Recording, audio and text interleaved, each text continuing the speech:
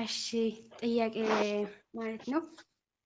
ሁለት ጥያቄ ነው ግን በአንድ ምንድን ነው የሚባለው እንድትረዳ አንተን ላስረዳ ማለት ነው።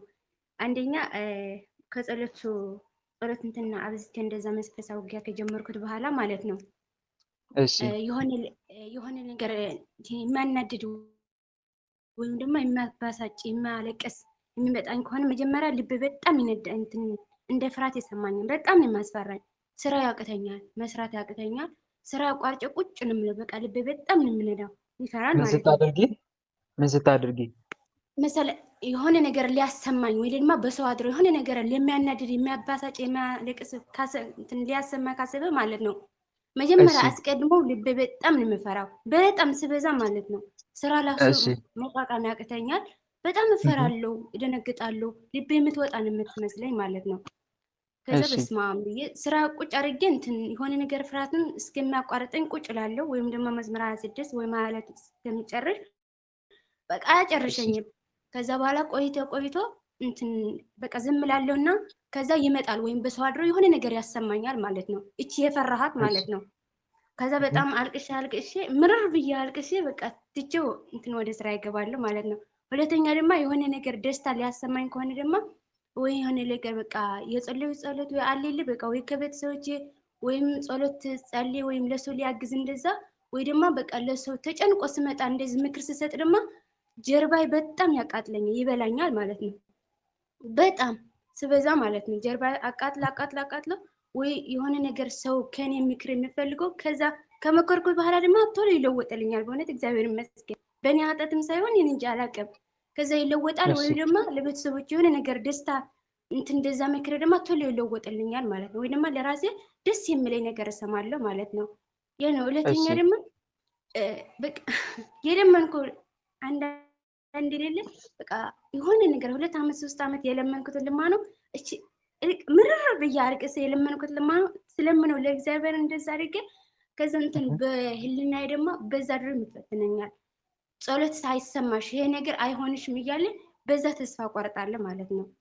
ታደርጉልሽ አንዳንዴ ደግሞ አደረገልሽ አዎ በቃ 2 ዓመት 3 ዓመት አልቅሼ መድኃኒዓለም አላደረገልኝ ማለት እንትን አልፈጸም። ግን በውስጤ ግን ይህሽ ተቀበዩ ጸጋሽ ነው የሚለኝ ነገር አለ። በጣም ሳለቅስ ምርር አድርጌ ሳለቅስ ወይም መድኃኒዓለም እንደዛ እመቤቴ ደግሞ ከእመቤቴ አንዳንድ ጊዜ እመቤቴ እጠላታለሁ፣ መድኃኒዓለም ደግሞ እጠለዋለሁ ማለት ነው።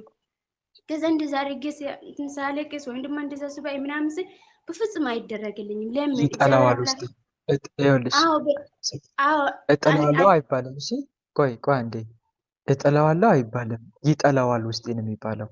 ወይም ደግሞ ውስጤ ያለው ኃይል ይጠላዋል። ምክንያቱም እኛ እንጠላዋለን ብለን አፋችን ሞልተን ልንናገር አይገባም። ምክንያቱም ፍጡር ፈጣሪውን አይጠላም። እንደዛ የሚጠላ ነው። ግን ውስጣችን በእውነት ያልተሰጠ እኔ መንፈስ ነው። የሚያደርገኝ ነው ማለት በውስጥ እንትን የምዋጋኝ ሀሳብ ውጊያ እንደዛ ነው። ግን እዛ ድማ በቃ የበለጠ ድማ በዛ በቆጠርኩት በሰገድኩት ቁጥርና በለመንኩት ልማነ ድማ የበለጠ ድማ በዛ እፈተናለሁ። በምፈራው ነገር እፈራለሁ። ለምን እግዚአብሔር አምላክ መልካም ስለምን እኔ ስለምነው ለምን አብዝቶ እንትን ይፈተነኛል ነው። ቆይ አሁን እዚህ ጋር ትንሽ ግልጽ ብታደርግልኝ አሪፍ ነው። ለምሳሌ እግዚአብሔርን አልቅሼ ለመንኩት አልሽ። አልቅሼ ለመንኩና እግዚአብሔር አይሰማሽም የሚል ሀሳብ ይመጣብኛል አልሽ። አንደኛ አሁን አልቅሰሽ እግዚአብሔር ለመንሽ። አይሰም ቆይ አ- ቆይ ቆይ አንዴ እሺ አስጨርሽኛ እህቴ። እሺ ይደርሳል ሁሉም ነገር እሺ። ከአፌ አስጨርሽኝ። እግዚአብሔርን ለመንሽው። እግዚአብሔርን ከለመንሽ በኋላ ከዛ በውስጥሽ እግዚአብሔር አይሰማሽም የሚል ሀሳብ ይመጣል። በዚህ መሀል ላይ ተደርጎልሽ ነው ከተደረገልሽ በኋላ ነው ወይስ ሳይደረግልሽ ጠብቆ ነው እግዚአብሔር አይሰማሽም የሚል ሀሳብ ይመጣው? እሺ ሁለት አይነት ነው በልቤ ሀሳብ የመጣብኝ። አንደኛ እንደዛ አርጌ ምርር አርጌ ጸሎት አንዳንድ ጊዜ የለ በቃ የምትወደው ሰው ለምን አታደርገልኝ ብለ የምትናደድ አለ የለ ግን አንተ ውስጥህ በንዴት ነው። ግን ውስጥ እንትን የማትችል እንደዛ ምርር አርጌ ሳለቅስ አንደኛ ቻዩ ይሄ ጸጋሽ ነው ይለኛል። ሁለተኛ ደግሞ ብትለምን ባትለምን ይሄ አይሰጥሽም። ዝም ብለሽ ወደ ዓለማው እሺ በስመ አብ ወወልድ ወመንፈስ ቅዱስ ምንም አሐዱ ነገር አምላክ። በስመ አብ ወወልድ ወመንፈስ ቅዱስ አሐዱ አምላክ። በስመ አብ ወወልድ ወመንፈስ ቅዱስ አሐዱ አምላክ። ቅዱስ እግዚአብሔር፣ ቅዱስ ኃያል፣ ቅዱስ ሕያው፣ ቅዱስ ኤልሻዳይ፣ ቅዱስ አዶናይ፣ ቅዱስ ጸባኦት፣ ቅዱስ ያህዌ፣ ቅዱስ ኢየሱስ ቅዱስ ክርስቶስ፣ ቅዱስ አማኑኤል በአብ በወልድ በመንፈስ ቅዱስ ስም በኃያሉ በመድኃኔዓለም ስም በቅድስት ድንግል ማርያም ስም በቅዱስ ሚካኤል በቅዱስ ገብርኤል በቅዱስ ሩፋኤል እሺ ስም አንተ እሺ ማንም ምን ሆንክ? ማንም በውስጧ እንደዛ የምታወራው እግዚአብሔር አይሰማሽም የምትላት ማን ማን እንደዛ የምታደርገው ብዙ ነን በቃ እኮ ማን ናችሁ? ብዙ ነን። አንደኛ ተናገሯ። እሷ ለመጥፋት አንደኛ ማን? እሷ ምን ለማለት? አንደኛው እሷ መጥፋት በቃ መጥፋት እሷን በቃ ማጥፋት ሶል ማስገባት ነፍሷ ነፍሷ በቃ ነፍሷን የምንፈልገው የሷ እኮ ማን ነው እንደዛ የምትፈታተናት? በዋናነት አጥብቃ የምትፈታተናት ማን ነው? አጥብቄ የምፈተናትማ የቤተሰብ ዛር ነኝ። ቅርብ ቀን ያወቀችኝ። እሺ የቤተሰብ ዛር። ሌላስ? የመተትም አለን። በስራዋ በትዳሯ በኑሯ በሁሉም ነገር ያዝናት። ምክንያት የእሱ አድብቃ ከፈተችው እኛም ባል እንቀራለን። እሺ የመተት እድል። ሌላስ? አንዱ አለም ልቧ ቁጭ ብለን ደግሞ እሺ ልቧ ላይ ቁጭ ብለን ምን የምታደርግ? የማናደርገው ነገር የለም። በቃ የማንሰራው ነገር የለም። በዚህ ስንላት በዚህ አሁን የሀሳብ ጦርነት ነው ያመጣንባት።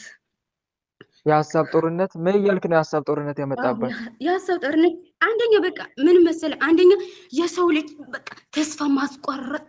ተስፋ ከቆረጠልን እኛ እኮ ሶል በቃ የኛ ሆነዋለሁ ማለት ነው። እቺ ደግሞ ተስፋ ከቆረጥኩት እኮ በቃ የለመነች ላይ እግዚአብሔር ካልሰጣት እኮ ወደኛ ትሄዳለች። እኛም የኛ እንደ ኳስ እኮ ነው የምጫወታት የነበርኩት። እንደ ኳስ ታውቃለህ። ጠብቀህ እግዚአብሔር አይሰማሽም ትላታለህ ስትጸልይ ጠብቀህ። እንደዛማ አትሸነፍልንም። እንደዛ ሳይሆን የምንላት ማለት ነው እግዚአብሔር በመጽሐፍ ቅዱስ አሁን ለሁሉም ጊዜ አለው የሚል ነገር አለ አይደለም በእናንተ። እቺ ደግሞ ተስፋ ማለት በቃ ትዕግስቷ እንድታጣት እሷ ደግሞ መድኃኒዓለም ስለምትወደው ለምን አታድርገልኝም? የሰይጣን ያንተ ፍጡር አይደለም ወይ? እኔ የምለምንህ ለምን አታድርገልኝም ነው። እሱ ትዕግስት አሳጣታለህ ማለት ነው። ትዕግስት እያሳጣ አንደኛ ትዕግስት በቃ እንዳታደርግ በዛ አብስተን ስንፈትናት እንዴት አድርጋ እንደቻለች እንጂ። ስለዚህ አንደኛ ትዕግስት በማሳጣት ሌላስ በምንድን የምትፈታተነው? ሁለተኛ ደግሞ ለሰውና ለቤተሰብ ጸሎት ስታድርግ። እሺ ለእሷና ለቤተሰቧ ምን አድርገን? ኦ ሚካኤል ኦ ሚካኤል ኦ መተንብል ከአናርያ አምትሰማ ጊዜ ሱራፌል ዘምሩ ሳርኡስ ወዘምሉ ላልኡል ጊዜ ጸዋኩ ከቀረበን በምሕረቱ ሳለነ ቅዱስ ሚካኤል ቅድመ መንበሩ ለልዑል ሊቀ መላእክት ቅዱስ ሚካኤል በእሳት ሰይፍ ይረድ። የምትጠየቀውን ቶሎ ቶሎ መልስ። እሺ በዛ ለቤተሰቦችና ለሰው ጸሎት ስታድርግ ማለት ነው። ለምሳሌ የከፋው ሰው ስመጣ ጸሎት ስታድርግለት ቶሎ ስለምሰማት ከዛ ቶሎ ብለን እኛ ደግሞ ወደ ማን እንወስዳታለን? ወደ እቺ የለመነችው ጸሎት። ለምን ይሄ እያደረገልኝ ለምን ይቺ የለመንኩ ታድርገልኝ? የሀሳብ ውጊያ። ከዛ ጸሎት ስለሰው ጸሎት በቃ ለምን ለኔ አልተፈጸመም ነው እንዳለት የምትለምነው እሷ ግን ሁሉም ጊዜ አለው። ለሰው ሲደረግ ለእኔ አይደረግም ብላ እንድትናደድ አንድ የምትባላለች እና ፈርት ብላን ነው እሷ ናት እዚህ ሁሉ የመጣውቁት። አንቺ ማለት እኮ የመስቀል ስራችን ነሽ፣ የመስቀል ስጦታችን ነሽ። ለምን እያለች እንድታማራት ግን ለሰው ስትለምን ቶሎ ትደርስላታለች። ለምን ከእሷ እሷ እንድትጠላት የሆነ መጥፎ ነገር ሲመጣ ለምንድን ነው አውቀ የምትረብሻት? ውስጧን አውቀ የምረብሽ አውቀ ወዳ ማለት ስማ፣ እኛ ማለት ነው እቺ በማን ብንፈትና ተስፋ አልቆረጠችልንም። ግን አንድ ነገር አለው እሱ ያዘው ማለት ነው። እሱ ትልቁ ያዘው ማለት ነው። እኔ ስም አልጠራልምና እሱ መቀጥለኝ ነው። እሱ አዛት ምክንያቱ ብዙ ውጣውረድ ያሳለፈ ስለሆነ በዛ ያዛት። እኛ ደግሞ አውቀን በሷ ተስፋ ስለምትቆርጥ ማለት ነው እኛ ደግሞ በሌላ ልሸነፍ ስትለን ለምን መድኃኔዓለም ይህ አላደረገልሽም እያለን በእሷ እንፈተናል። እሷ ደግሞ ግን እኮ እውነት ነው ለምን ይህ ሁሉ እያደረገልኝ ጤናዬ ሙሉ ነው ከኃጢአት አውጥቶኝ ለምን ይሄ ስለምነው አላደርገልኝም 2 ዓመት 3 ዓመት ለምንን እያለን ተስፋ እናስቋርጣለን። ከትናንት ወዲያ እኮ ጸሎት አቋርጣ ነበረ፣ ግን ተነስታ መዝሙረ ሳው በጣም ስለምትወድ ሰገደች። ስለዚህ የምናደርጋለን ተስፋ አስቆርጠን ጸሎት ያስታውቃል።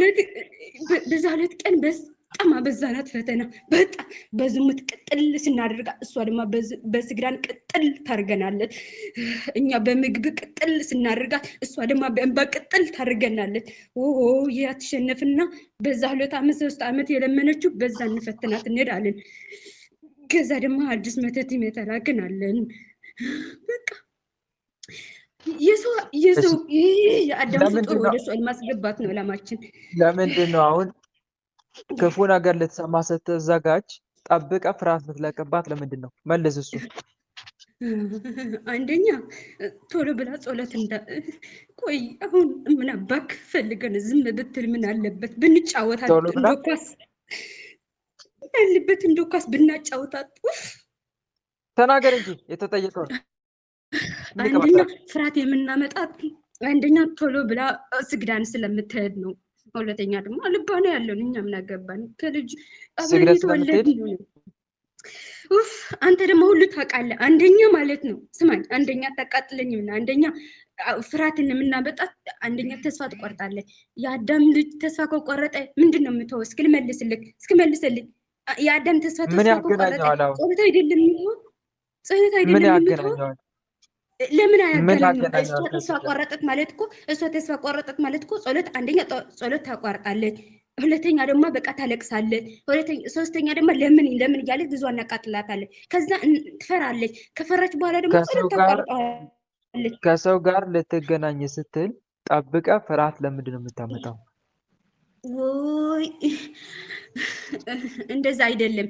አንደኛ ከሰው ስንላክ መተት ስንላክ ማለት ነው። አንደኛ እናፈራታለን። ትፈራቻለች። ነገባኝ በቃ ፈረን ዝም ብለው ኦ ሚካኤል ኦ መተንብል ካናሪ አምትሰመ ቢሰ ሱራፌል ዘምሮ ሳርኦስ ወዘምሉ ላልኡል ጊዜ ጸዋኩ ከቅረበኒ በምሕረቱ ሳለነ ቅዱስ ሚካኤል ቅድመ መንበሩ ለሉል ቅዱስ ሚካኤል አቃጥለ ተናገር። ልባቆች ብለን እናስፈራታለን። በቃ ልባ እናስፈራታለን። ምክንያቱም እኛ ኃይለኞች እናስመስላለን። በቃ አወቀን አይደለም? በቃ ይሄ ልባ አንብበዋል ማለት ነው። በቃ እኔ በቃ እንደዚህ ማለት ነው። በቃ እንደዚህ ላይ እያለች የፈራት በቃ ትተዋለች። ለሰው መጸለይ ትተዋለች። እንደገና መንፈሳዊቷ እንድትዝል ለምንድን እኛ አትጨፍርም? እኛን የምንፈልገው ደግሞ እንድትጨፍር እንድትበላ። ያሺ ሰራዊታችን ሰብስበው ቶሎ ሰራዊታችን ሰብስቡና ሰብስበናል። አንድ ሳይቀር ሁላችሁም በአጋዕዝተ ዓለም በቅድስት ሥላሴ ስም የቤተሰብ ዛር የመተት የእድል መናፍስት ሁላችሁም። ሌላ ይቀራል? የቀረ ብዙ ነን ገና። ግን ምን አገባን? አንሳይለከ ወናዳነነ ቅዱስ ሚካኤል ርዳነ በጸሎትከ ተማጸነንነ አርዌ ግጉይ እይማነ ወእይምስጠነ እምነ ገነቱ ዘሄዶ ለአዳም አቡነ ሊቀ መላእክት ቅዱስ ሚካኤል ይበቀል። ሌላ ይቀር? ራሳችሁን አጋልጡ። ከአባቷ የመጣን ቡዳ ከአባት የመጣ ቡዳ። ሌላስ? ከአባቷ ከአባቷ የመጣን ቡዳ። ከሰው የመጣ ውጡ ቡዳ። ከሰው የመጣ መተት። ሌላስ? ከጎረቤት የመጣ መተት። ከጓደኞቿ የመጣ ለምን አትጨፍርም? ለምን አትዘልም ብለን የሚቀኛ መንፈሳዊቷ እንድትዝል ስግዳኗ እንድትተው በቃ መንፈሳዊ ትታ እንድትጨፍር የተላክን ውጡ። ሰራዊታችን ሰብስቡ። ሁላችሁ ጠዋትና ማታ የምትላኩ በሙሉ ቶሎ ሰብስበናል። አንድ የቀረ እንዳይኖር በሊቀ መልአክ በቅዱስ ሚካኤል ስም። ኦይ ምን አግብቶት ነው የተጠየቋት መልስ። ሰራዊታችን ሰብስቡና ውጡ። ሁላችሁ ሰብስቤያለሁ። በአብ በወልድ በመንፈስ ቅዱስ ስም በአብ በወልድ በመንፈስ ቅዱስ ስም ሁላችንም ከነ ሰራዊታችን ሁላችን ከነሰራዊታችን ከመላ ሰውነቷ ከህይወቷ ወጥተን ከመላ ሰውነቷ ከመላ ህይወቷ ወጥተን በሽታችን አንስተን ሰራዊታችን ሰብስበን በሽታችን አንስተን ሰራዊታችን የራሔልም አለ በቀደም ተነስ ታስረንላት ነበር። መቁጠሪያ እየቀጠቀጠች ደም ስታነባ ደም ታለቅስ። ተነስ ከነ ሰራዊት ውጣ ተነስቻለሁ ቶሎ ተነስቻለሁ። ሰራዊታችን ሰብስበን ሰራዊታችን ሰብስበን እስከምንሸኝ ድረስ ምንም ስራ ላንሰራ ከምንሸኝ ድረስ ምንም ሳናንሰራ ሰማይና ምድርን በፈጠረ በአጋዕዝተ ዓለም ሰማይን በቅድስት ሥላሴ በፈጠረ ስም በቅድስት ሥላሴ ስም ከእንግዲህ ላናስፈራራት ከእንግዲህ ኧረ ተው እንጂ ላናስፈራራት ስንት ዓመት የኖርን ከእንግዲህ ሳናስፈራት ተስፋ ላናስቆርጣት ተስፋ ላናቆርጣት ትዕግስት ላናሳጣት ትዕግስት ላናሳጣት ትዕግስት ሰማይና ምድርን በፈጠረ ሰማይና በአጋዕዝተ በፈጠረ በአጋዕዝተ ዓለም ሥላሴ ላቀርልኝ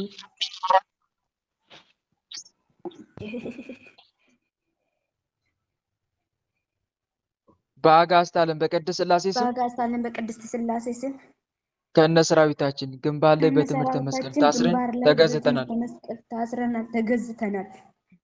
አጋዕዝተ ዓለም ቅድስት ሥላሴ ስርዓታችን ያጽኑብን። አጋዕዝተ ዓለም ቅድስት ሥላሴ ስርዓታችን ያጽንብን። ስንጠራ ቤት እንላለን፣ ስንጠራ ቤት እንላለን። ምንም ስራ አንሰራም። ምንም ስራ አንሰራም። ልብ መልሶ ራስ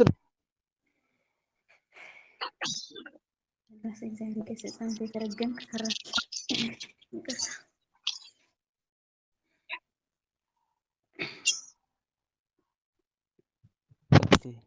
እሺ አንደኛ መታገስ መታገስ መታገስ ትዕግስትን ገንዘብ አድርግ። እሺ አትቾኪ። ግልጽ ነው። አልሸኩልም ግን አላውቅም። በውስጤ የሆነ አለ የለ እግዚአብሔር ይመስገን የኔ ኃጢአት ብዙ ነው። ከነ ኃጢአቴ ነው ወደ እግዚአብሔር አምላክ እናስቸኩላታለን እያለ አልቸኩልም። እናስቸኩላታለን፣ እናጣድፋታለን። ከመጣደፍሽ ተነስ እኮ ነው ተስፋ እየቆረጥሽ።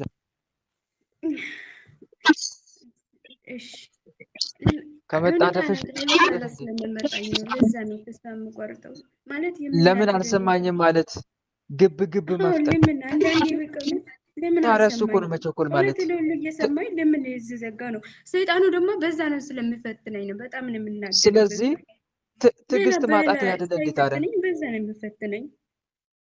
ቆይ ስሚኝ፣ ትዕግስት ማጣት ያለሽ ታዲያ ከዚህ በላይ መቸኮል አለ እንዴ? አንድ መረዳት ያለብሽ ነገር ይሄ ነው። ስለዚህ መታገስ ደግሞ የሆነ ነገር ስትጠይቅ እግዚአብሔርን እንደማይገባሽ አድርገሽ ነው መጠየቅ ያለብሽ። እሺ ግልጽ ነው አይደል? ምንም ነገር ከፈጣሪ ስንጠይቅ ተገብቶን አይደለም እኮ የምንቀበለው። ግልጽ ነው አይደል? ምን አልኳችሁ? ሰምታችሁኛል አይደል? ተገብቶን አይደለም ማለት ይቅርታ፣ ተገብቶን እኮ አይደለም። ምንም ነገር አይገባንም። ለምን እኔ ኃጢአተኛ ነኝ ያለው ሰው ለምን አልተደረገልኝም ብሎ ይናደዳል፣ ይበሳጫል፣ ተስፋ ይቆርጣል? ንገሩኝ እስቲ። እኔ ኃጢአተኛ ነኝ ያለ ሰው ኃጢአተኛነቱን ያመነ ሰው ሰምታችሁኛል አይደል? ይሰማል ድምጼ? ኃጢአተኝነቱን ያመነ ሰው ሲጀመር ለምን አልተደረገልኝም ብሎ አይበሳጭም። ለምን ከተባለ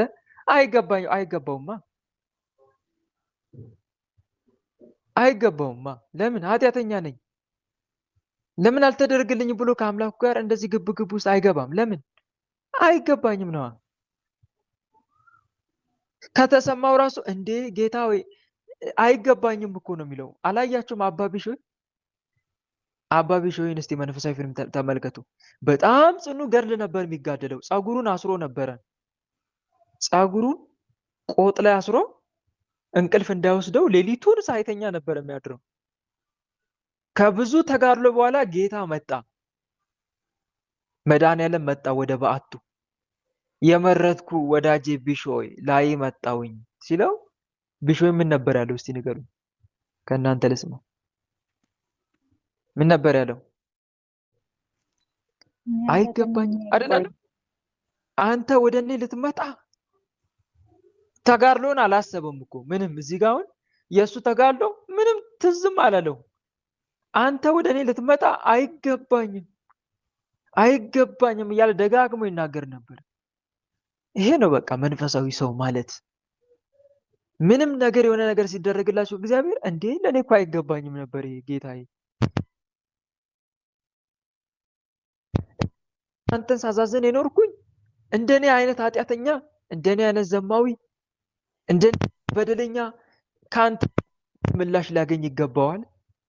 ጌታዬ አይገባኝም እኮ። ደስ አይልም? እንዲህ አይነት ትህትና ንገሩኛ፣ ደስ አይልም? ታዲያ እንዴት ሊቆርጥ ይችላል? ተስፋ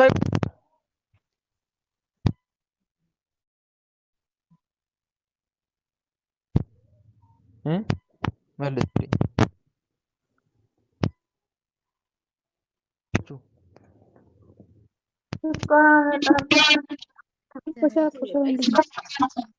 እኮ እየረበሽ ነው ወይ ስላችሁ ለምን አትመልሱልኝም? ማይክ እኮ ነው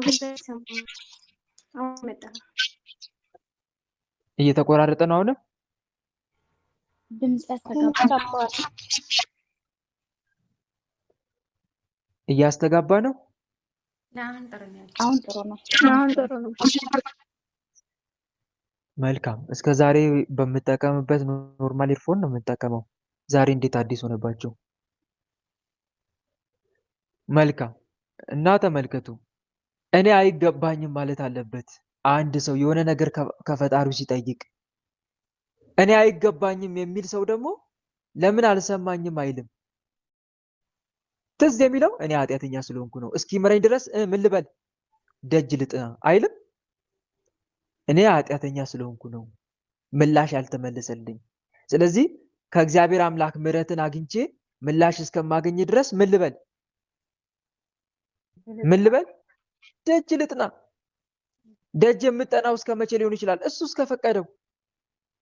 ስምዖንና አቅሌስያ አቡነ ገብረ መንፈስ ቅዱስን ለመውለድ ስንት ዓመት ነው ደጅ ጥናት የጠኑት? ስንት ዓመት? 30 ዓመት ነው አይደል ደጅ ጥናት የጠኑት። ከ30 ዓመት በኋላ ልጅ ወለዱ። አስቡት። ማን ነው አሁን 30 ዓመት የሚጠብቀው? የሚጠብቃለ ልጅ ስጠኝ ያለ 30 ዓመት ከኛ መካከል? በቃ አልወልድም ብለን ተስፋ አንቆርጥም? እንቆርጣለን። አስቡት ግን 30 ዓመት ደጅ ጥናት ተስፋ ሳይቆርጡ አብርሃምና ሳራን በስተርጅናቸው ይስሐቅን የመሰለ ልጅ የሰጠ እኛንም ይሰጠናል ብለው እየጠበቁ እና ታዲያ እኛ ምን ቤት ነን? ለምን ኃጢአታችን አናስብም? ኃጢአትን አስበ ደግሞ ተስፋ መቁረጥ አይደለም፣ ደጅ ጥና ገጸ ምሕረቱን ወደ አንተ እስኪልክ ድረስ እና እህት ወንድሞች፣ ስለዚህ እህቴ አለሽ እየሰማሽ ነው ወይስ ወጥተሻል? አለሽ ጥያቄውን የጠየቅሽ እና እህቴ ምንም ነገር ከፈጣሪ ስትጠይቂ መጀመሪያ ጸሎታችን እንዲሰማ የሚያደርገውን ትልቁ መሳሪያ ምንድነው ታውቂያለሽ? ማነው? ትህትና ነው። ምን አልኩሽ? ትህትና። በቃ አዎ፣ ምንም ነገር ከፈጣሪ እንዲሁም እንደውም እና አቡነ ሽኖዳ ሳልሳዊ ሌሎችም ቅዱሳን ምን ጊዜም ቢሆን ለአንተ ያልተገባን ነገር እግዚአብሔር በቸርነቱ እንደሰጠ አስብ ይላሉ። ምን ጊዜም ቢሆን ለአንተ ያልተገባ ማንኛውም ነገር እግዚአብሔር በቸርነቱ እንደሰጠ ራስን ዝቅ አድርግ። ለአባ ሙሴ ጸሊመ አባ መቃርስ የመከሩት ምክር ይህንን ነው። ራስን ዝቅ አድርግ። ልጄ ሙሴ የመጀመሪያው የክርስትና መንገድ ራስን ዝቅ ማድረግ ነው። ስለዚህ ራሱን ዝቅ ያደረገ ሰው ለምን አልተመለሰልኝም አይልም። ለሌሎች ፈጥኖ ሲመለስላቸው እንኳን እሱም እንደሚታቃላችሁ ለሌሎች ሲመለስ ለሱ የሱ መልስ ይዘገኝ። እኔ ኃጢአተኛ ነኝ፣ እነሱ ንጹሃን ናቸው። እኔ በደለኛ ነኝ፣ እኔ ክፉ ነኝ፣ እነሱ ንጹሃን ናቸው፣ የልብ ቅንነት አላቸው ይላል። ጌታ ሆይ መቼ ነው ፊትን ወደ እኔ የምትመልሰው? ጌታ ሆይ ምጠይቅ ተገብቶኝ አይደለም፣ እኔ ኃጢአተኛ ነኝ። ግን ፈቃድ ቢሆን ጌታ እኮ አስተምሮናል ምን እያለን መጸለይ እንዳለብን። አባቶይ ብትፈቅድ ይህች ጽዋ ከኔ ትለፍ፣ ነገር ግን እንደማን ፈቃድ ይሁን? እንደኔ ፈቃድ አይሁን። እንደማን ፈቃድ? እንዳንተ ፈቃድ ይሁን። እኔ እንደምፈልገው አይሁን፣ አንተ እንደምትፈልገው። ፈቃድ ከሆነ መልስልኝ በሉ እኮ ነው ነገሩ። በተግባር እኮ ጸሎት ሲያስተምር ነው እንጂ የአባቱ ፈቃድና የእሱ ፈቃድ አንድ ሳይሆን አይደለም። ግን በተግባር በተዋህዶ ስጋ እንዴት ብለን መጸለይ እንዳለብን ሲያስተምረን እኮ ነው። ፈቃዳችሁን ለእኔ ስጡ ማለት እኮ ነው። እንደኔ ፈቃድ ይሁን ብላችሁ ግብ ግብ አትፍጠሩ ነው። እንዳንተ ፈቃድ ተሸንፌያለሁ። አባ ሚካኤል ልባሪ መንፈሳዊ ፊልም እያየው ነበረ። የሆነች ሴት ወደ አባ ሚካኤል ልባሪ መጣች። አባ አቤት ልጄ፣ ልጅ እግዚአብሔር እስካሁን አልሰጠኝም አለች። አይታችሁታል? እሱም ፓርት አይታችሁታል? እና አጽናኗት፣ ብዙ ነገሯትና ሁሉም በፈጣሪ ፈቃድ ነው የሚሆነው አሏትና እንደውም መጽሐፍ ቅዱስ ሁሉም ነገር የሚሆነው እንደሱ ፈቃድ መሆኑን ነገራትና ከዛ በኋላ መጨረሻ ላይ ምን አለች? አባ አምናለሁ፣ እግዚአብሔር በቃ በህይወቴ ዘመን የፈቀደልኝን ይሁን ብዬ እቀበላለሁ አለች። ተሸነፈች። አያችሁ አይደል? አሁን መጀመሪያ ለምን አልሰጠኝም ነበር፣ አሁን ደግሞ ተሸነፈች። በቃ የሱ ፈቃድ ይሁን እላለሁ ስትል ወዲያው ትንቢት ተናገሩላት። ልጅ ትወልጃለሽ ብሎ ትንቢት ተናገሩላት። አያችሁ አይደል? ሰው ፈቃዱን ለማን ሲሰጥ ነው ምላሽ የሚያገኘው? ለማን ሲሰጥ? ለእግዚአብሔር ሲሰጥ እንዳንተ ፈቃድ ማለት ሲጀምር ነው።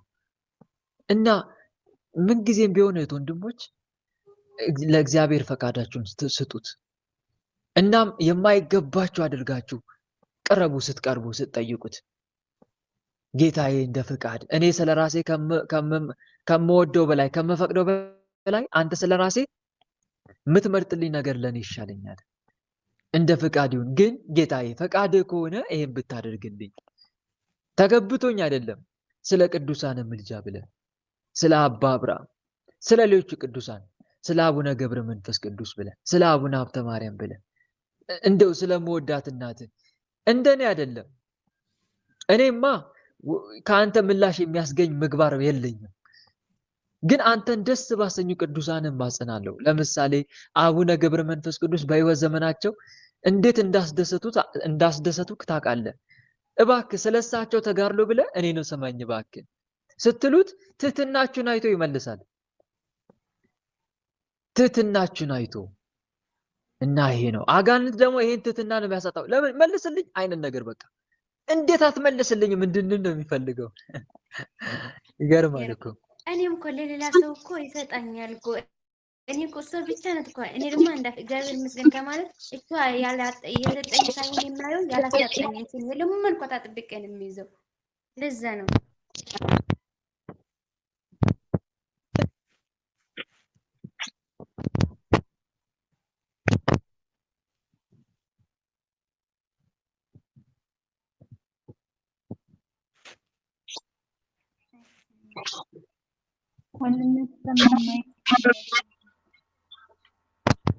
ወንድም ያተሰማም ይቆራረጣል።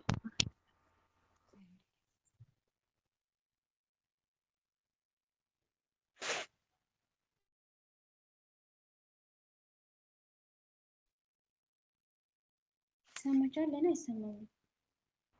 ቆይ እንቶቼ ማየታችሁ ዘግታችሁ ጠብቆት ይመጣል። እንደገና ደግሞ ማየት አትፎቶ እስኪጨርስ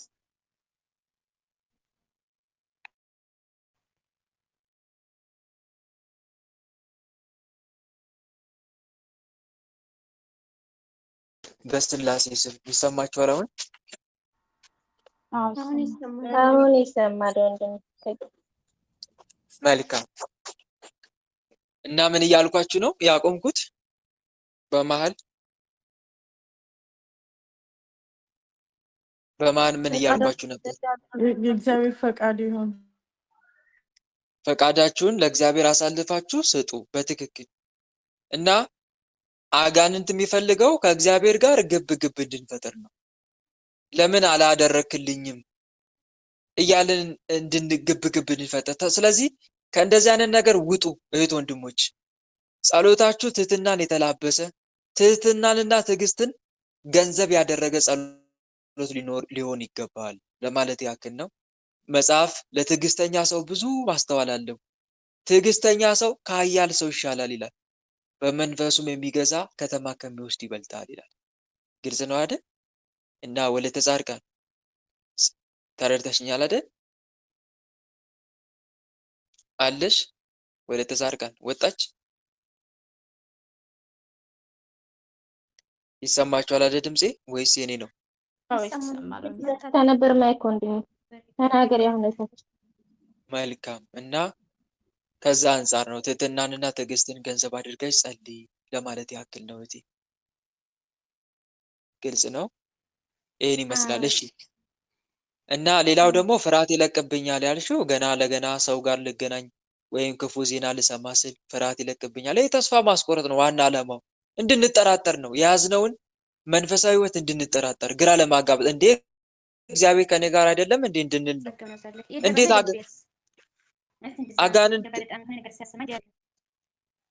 አጋንንት እንዴት በእኛ ላይ ስልጣን ኖረው አገኘ ብለን እንድንጠራጠር ነው። ነገር ግን እኛ በእምነታችን የመጣ ያነጣጠረ ፈተና መሆኑን ተረድተን አንደኛ አጋንንቱን ልንዋጋ፣ ሁለተኛ ደግሞ ቶሎ ቶሎ እያልን እንዳይቀድመን ጸሎት መጸለይ። ለምሳሌ አንቺ አሁን ፍርሃት ሲለቅብሽ ቶሎ ብለሽ ተንበርከኪ፣ ለጸሎት ተንበርከኪ። ጌታዬ ኢየሱስ ክርስቶስ ክፉ ዜናን ከኔ ያርቅልኝ፣ አምላኬ መልካም ዜና አሰማኝ። እናም ደግሞ እየጠበቀ ፍርሃት የሚለቅብኝን ክፉ መንፈስ ስራውን አስቁምልኝ፣ ያዝልኝ፣ ለአንተ አሳልፌ ሰጥቻለሁ፣ እኔ ደካማ ነኝ እያልሽ ተማጸኝ። ሌላው ደግሞ መዝሙረ ዳዊትን የየዕለት ጸሎትሽን አድርጊ። እሺ፣ መዝሙረ ዳዊትን የሚጸልይ ሰው አይወድቅም። ለዛ ነው የየዕለቱን መዝሙረ ዳዊት ሁሌ አድርሺ። ግልጽ ነው አይደል? ያንን አድርጊ። እህቶቼ፣ ወንድሞቼ ዛሬም ነገም ደጋግሜ የምናገረው ነው። መዝሙረ ዳዊትን የየዕለት ጸሎታችሁ አድርጉት። የእውነት እሱን ሳትጸልዩ ሌላ ጸሎት አትጀምሩ። በህይወታችሁ ቀዳሚው ጸሎት ሙሉ ሊሆን የሚገባው ዳዊት ነው፣ መዝሙረ ዳዊት። ጎበዞች ከሆናችሁ የየዕለቱ በእውነት ትህትናን ያላብሳችኋል፣ ትህትናን ያላብሳችኋል በእውነት። እናም ደግሞ የዚችን ዓለም ጣዕም እንድትንቁ ያደርጋችኋል፣ የዚችን ዓለም ጣዕም። እናም ለወደፊቱም ተዘጋጅታችሁ እንድትጠብቁ አድርጋችኋል። ምን ካላችሁ መዝሙረ ዳዊት እና የየዕለት ጸሎታችሁ አድርጉ። ማንም ባጭሩ ጠላት አያሸንፋችሁም። ዳዊት እንዲህ አይደል ያለው? ገፋኝ፣ ለመውደቅም ተንገዳገድኩ፣ ማን አገዘኝ አለ? ማን አገዘኝ? እግዚአብሔር አገዘኝ። ያንገዳግዳችኋል እንጂ አይጥላችሁም። ትፈተናላችሁ እንጂ በፈተና አትወድቁም። ምን የምትጸልዩ ከሆነ መዝሙረ ዳዊት እና እሱን አጥብቀን ልንጸልይ ሙጥኝ በሉ ከመዝሙረ ዳዊት ጋር በእውነት አጥብቃችሁ ጸልዩ። እና ይህንን ለመክራችሁ ወዳለሁ ለማለት ያክል ነው። እሺ፣ አንድ ሰው ይቀጥል። ሀሴት ቅድም ከሷ ቀጥላ የጠየቀችው ሰው ነበረች ካለች። እሺ፣ ገብቻ አላውቅም የምትይው ግቢ። አመሰግናለሁ። መድኃኒዓለም አባቴ ጸጋውን ያብዛልህ። አሜን አሜን። እቴ የእኔ ጥያቄ የ4 ዓመት ልጅ አለችኝ። አሁን ነሐሴ ላይ ነው 4 ዓመት የሞላት ማለት ነው። እና ልጄ ከእሷ የማይጠበቅ ነገር ነው በቃ የምታደርገው። በጣም እልከኛ ናት፣ እልከኛ ማለት ነው። ተይ ያልኳትን ነገር ታደርጋታለች። በዛ ላይ ደግሞ አንዳንዴ ተኝታ የሆነ የምትባትተው ነገር አላት። በጣም ትፈታተነኛለች እኔን ማለት ነው። በጣም ነው የምትፈታተነኝ። እና የሚገርመው ነገር 2 ልጆችም አሉኝ። አንዴ እሷ በላይ እና አንዴ እሷ በታች፣ የ2 ዓመት እና የ6 ዓመት ልጅ አለኝ። እና እሷ በጣም ስለምትፈታተን የሆነ ነገር ሲሆን ከእሷ ላይ ጨክንባታለሁ ማለት ነው። በቃ ጨክንባታል፣ ለመምታትም ይሁን ለመቆጣትም ይሁን። እሷም በጣም እልህ ነው የምታጋባኝ። ምግብ እንኳን ሳጎርሳቸው እሷ በጣም አትበላም ነገር፣ በጣም የምታስቸግረኝና በቃ ቶሎ ስለማትበላልኝ ለእነሱ ነው በቃ ዝም ማጎርሳቸው ማለት ነው። የሚገርመው በቃ የሆነ አድሎንም በቃ ውስጤን እኮ የሆነ የሚሰማኝ ነገር አለ። ግን እሷ የሆነች ነገር አስገብታ ካፏ ይዛት ዝም ነው የምትልና ዝም ለእነሱ ማጉረስ ነው የምፈልገው። እና ይሄ በምታሳየው በጣም ባህሪ ማለት ነው። አዎ እሷ አዎ እኔም በጣም ጫና አደርግባታለሁ። እሷን በጣም እልኸኛ ናት። ትተላለከኛለች፣ ትፈታተነኛለች። እኔ ደግሞ በጣም ጫና አደርግባታለሁ። ለመምታትም ቶሎ እጄ በቃ ሄዶ እሺ እሷን ለመምታት በቃ ምንም የሚቀር ነገር የለም። እህ እና ይሄ ከመንፈስ መልካም። አንጻር ነው። አዎ በደንብ ከመንፈስ እህ አንጻር ምን ጥያቄ አለው? እህ አብሮ እንኳን ደግሞ ሲወለድ ተናገር በቃ አብሮ ሲወለድ ይወለድና እልከኛ ያረጋታል እሷን። እህ አጋንንት ከልጆች ጋር ሲወለድ ልጆች የእንቢተኝነት ጠባይ ይይዛሉ። እህ ተው ሲባሉ ይበስባቸዋል። እህ አታድርጉ የተባሉትን እንዲያደርጉ ፈቃድ የተሰጣቸው ይመስል ለማድረግ ይጣደፋሉ። በቃ ሲቆጧቸው ደንግጠው ከመስማት ይልቅ አፍጥጠው ነው የሚሟገቱት። እህ ይሄ ምንም ጥያቄ የለውም። አብሮ አጋንንቱ ሲወለድ ቡዳ ሆኖም ሲገባ እንዲህ ነው የሚያደርገው። እልከኛ ፍጥጥ ያደርጋቸዋል። እህ አይናቸውን ያፈጣሉ፣ በትክክል ያጉረጠርጣሉ አይናቸውን። እናም ደግሞ አንዳንዴ ደግሞ ህፃናት ከሆኑ ደግሞ ደስተኛና ሳቂታ በመሆን ፈንታ አልቃሻ፣ ሆደ በጣም ባሻ ያደርጋቸዋል ማለት አልቃሻለሁ። ነው። እግዚአብሔር ይስጥህ። በጣም ሲበዛ አልቃሻለሁ። እና እንባዋን ሳታፈስ አትወጣም። ምንም ጥያቄ የለውም። ይሄ አብሮ ሲወለድ ወይም ደግሞ ከሁለት አጋንንት ወይ አብሮ ይወለዳል፣ አብሮ ባይወለድ እንኳን ቡዳ ሆኖ ይገባል። እህ ቡዳ ሆኖ ይገባል እና በዚህ መንገድ ይገባል፣ ይቆጣጠራታል ወይም ይይዛታል። ለዛ ነው በነገራችን ላይ ልጆችን አቅርቡ የሚባለው። እህ አብሮ አጋንንቱ እንዳይወለድ፣ ከተወለደ ደግሞ አብሮ እንዳያድግ ወይም እንትን ቢኖር እንኳን አብሯቸው እንኳን ውስጥ ቢኖር ጸባያቸውን እያበላሸ አያሳድጋቸውም። ጸባያቸው ይጠበቃል። የልጆች ንጹህ ባህሪ አላቸው አይደል? ነፃ ጠባይ የሚባል ነገር አለ ልጆች ጋር። ይሄ ነፃ ጠባያቸው እንዳያድፍ ቅዱስ ቁርባኑ ይጠብቃል። አጋንንቱ ነፃ ጠባያቸውን እንዳያሳድፍባቸው ማለት ነው። እህ እና ለዛ ነው። ስለዚህ ልጆቻችሁን አቁርቡ፣ እየቆረቡ ይደጉ፣ ከዛም ካደጉ ደግሞ በራሳቸው እየቆረቡ እንዲኖሩ አስተምሯቸው የሚባለው ከዚህ አንጻር ነው። ልክ ነው እና ወንድም። ትቆርባለች። ትልቁ አሁንም አቁርቢ። ስታቆርቢ ደግሞ እየጸለሽ በጸሎት ምን እያልሽ ጌታዬ መድኃኒዓለም ልጄ በምትቆርበው ቁርባን አማካኝነት እባክህ ጸባዩን ግራላት፣ እባክን አምላኬ ጸባዩን ተዋህዶ ጸባዩን ያበላሸውን ክፉ መንፈስ እባክን ከጸባዩ እንዲነሳ አድርግ፣ እህ እባክን አምላኬ እያልሽ ተማጸኝ። ሌላው ደግሞ ማተኮር ያለብሽ ልጅሽ ላይ አይደለም፣ ልጅሽ ላይ ያለው መንፈስ ላይ። እሷን አትመልከቺ። እሷን ሳይሆን የአንድ መንፈሳዊ ሰው ልዩ ብቃቱ ምን እንደሆነ ታውቃላችሁ? ሰውን ሳይሆን ሰው ላይ ያለውን እርኩስ መንፈስ ነጥሎ መመልከቱ። ብቃቱ ይሄ ነው። የአንድ መንፈሳዊ ሰው ላይ አያተኩርም። ሰው ላይ ያለውን ክፉ መንፈስ ነው የሚመለከተው። ሰዎች እርኩሳን መናፍስት ሰውን ወክለው በሰው አንደበት የሚናገሩበት ጊዜ አለና ከሰው ድንገት የማንጠብቀው ቃል፣ ተግባር፣ ጸባይ ስንመለከት ስንሰማ በሰው ላይ ከመፍረድ ይልቅ ሰው ላይ ሆኖ የሚዋጋን አጋንንት መመልከትና እሱን መታገስ፣ ሲብስ ደግሞ በጸሎት መዋጋት ሊኖር ይገባል። እሺ ይሄ ነው ዋናው ትልቁ ነገር። ስለዚህ እሷ አንቺ ታዲያ እንዴት ነው የምታደርጊው? ጸባን መታገስ፣ አንደኛ ምን ማድረግ? መታገስ፣ ትዕግስት ነው ዋናው። የአንቺ አሁን እዚህ ጋር ትልቁ መሳሪያ ልጅሽ ላይ ያለው መንፈስ የምታሸንፊው በምንድን ነው? አንደኛ በምን? በትዕግስት።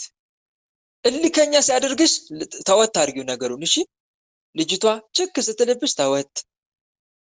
ስትቀጭ እንኳን ጸሎት አድርገሽ ነው መቅጣት ያለብሽ። እሺ አትቅጭ አልልሽም። መጽሐፍ ቅዱስም ልጆቻችን እንድንቀጣ ይመክረናል።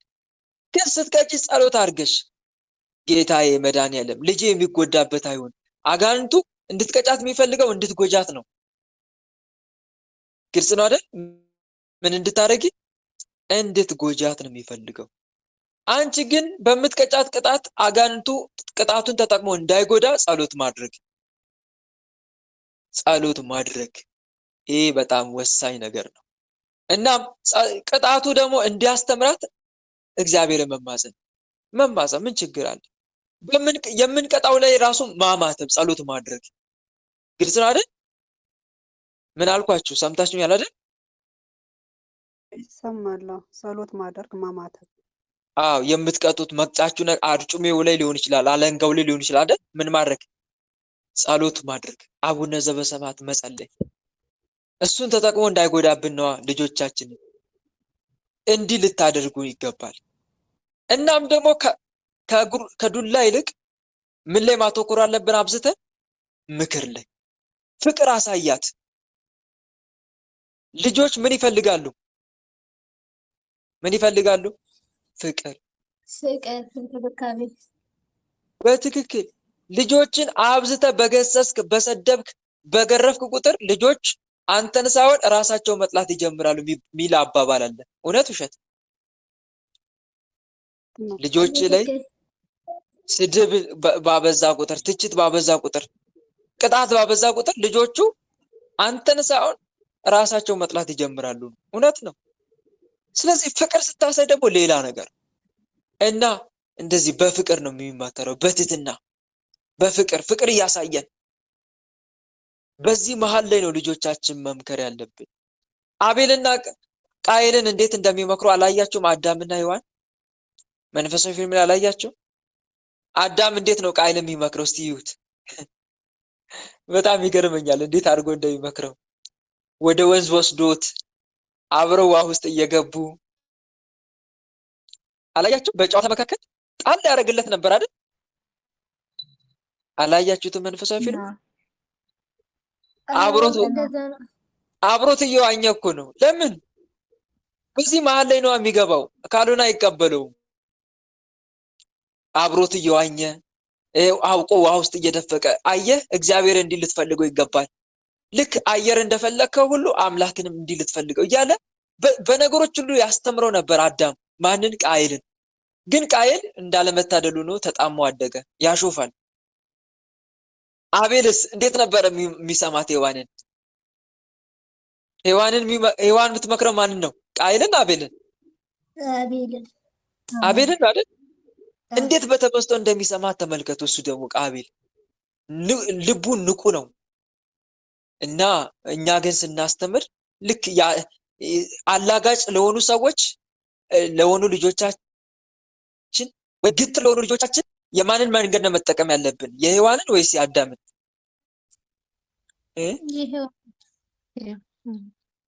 የማንን? እንዴ የአዳምን ነው እንጂ አላጋጭ ለሆነ ልጅ ችክል የሚል ልጅ እንደ ቃየል የአዳምን ነው እንጂ የምንጠቀመው። ንቁ ለሆኑ ልጆች የሔዋንን መንገድ፣ አላጋጭ ለሚሆን ልጅ ደግሞ ልክ እንደ አዳም ሲስተም እየተጠቀምን መንገድ እየጠበቅን በነገሮች ሁሉ ልናስተምር ይገባል ለማለት ነው። ግልጽ ነው አይደለም? እና ይህን ይመስላል። ስለዚህ እህቴ ጥበብ ተጠቀሚ፣ በፍቅር እሱ አጋንንቱን በስውር ተዋጊው። በስውር እንዴት መሰለሽ የምትዋጊው? አንደኛ ለምሳሌ እሷ ላይ ያለው መንፈስ እንዲገስጽልሽ አምላክን ስትማጸኝ አጋንንቱን በምንድን ነው እየተዋጋሽ ያለሽው? በስውር ወይስ በግልጽ? በስውር። አንድ። ሁለተኛ ከእሷ ጋር ንግግር ስትጀምሪ እንዴት ያለሽ እሷ ላይ ሆነ ጆሮን ወደ እኔ የምትጥል ልቧን የምታደነድን ክፉ መንፈስ በመድኃኔዓለም ስም ታስራል ብለሽ ከእሷ ጋር ንግግር ስትጀምሪስ በስውር ወይ በግልጽ? በስውር አይደለም። ለእሷ እኮ አይደለም እንደዚህ የምትዩ፣ በውስጥ ነው። አንቺ በልብሽ ነው የምትዩ። ማን ያሰማዋል መሰለሽ? አንቺ የምታወሪውን በውስጥሽ በሹክሹክታ የምታወሪውን እግዚአብሔር ያሰማዋል፣ አጋንንቱን ያሰማዋል። አሁን በልብሽ በአብ በወልድ በመንፈስ ቅዱስ እኔ ልጄን በማውራ ሰዓት ጠብቀ፣ እኔ ልጄን በምናገርበት ሰዓት ጠብቀ፣ ልቧ የምታደነድን እልከኛ የምታረግ ጆሮዋ ላይ ልቧ ላይ የምትቀመጥ ክፉ መንፈስ በመድኃኔዓለም ስም ከልቧ ከዓይኗ ከአንደበቷ ትነሳ ዘንድ አዝዣለሁ። ከጸባዋ ተነስተዋለሽ። በስውር እየተዋጋሽ ነው ማለት ይሄ ነው እንግዲህ። ለእሷ ደግሞ ልስልስ ትይላታለሽ።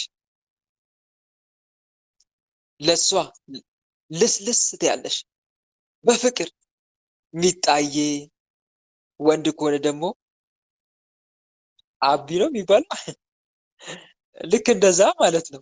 ልስልስ ብላችሁ ለአጋንንቱ ሃርድ፣ አጋንንቱን በቁም ነገር ትዋጉታላችሁ በጸሎትና እሱ ላይ ልጃችሁ ያለው መንፈስ አንተ በመድኃኔዓለም ስም ስራን አቁም፣ በመድኃኔዓለም ስም ልብ አይኔ የታወረ ይሁን እያላችሁ ትገስጹታላችሁ።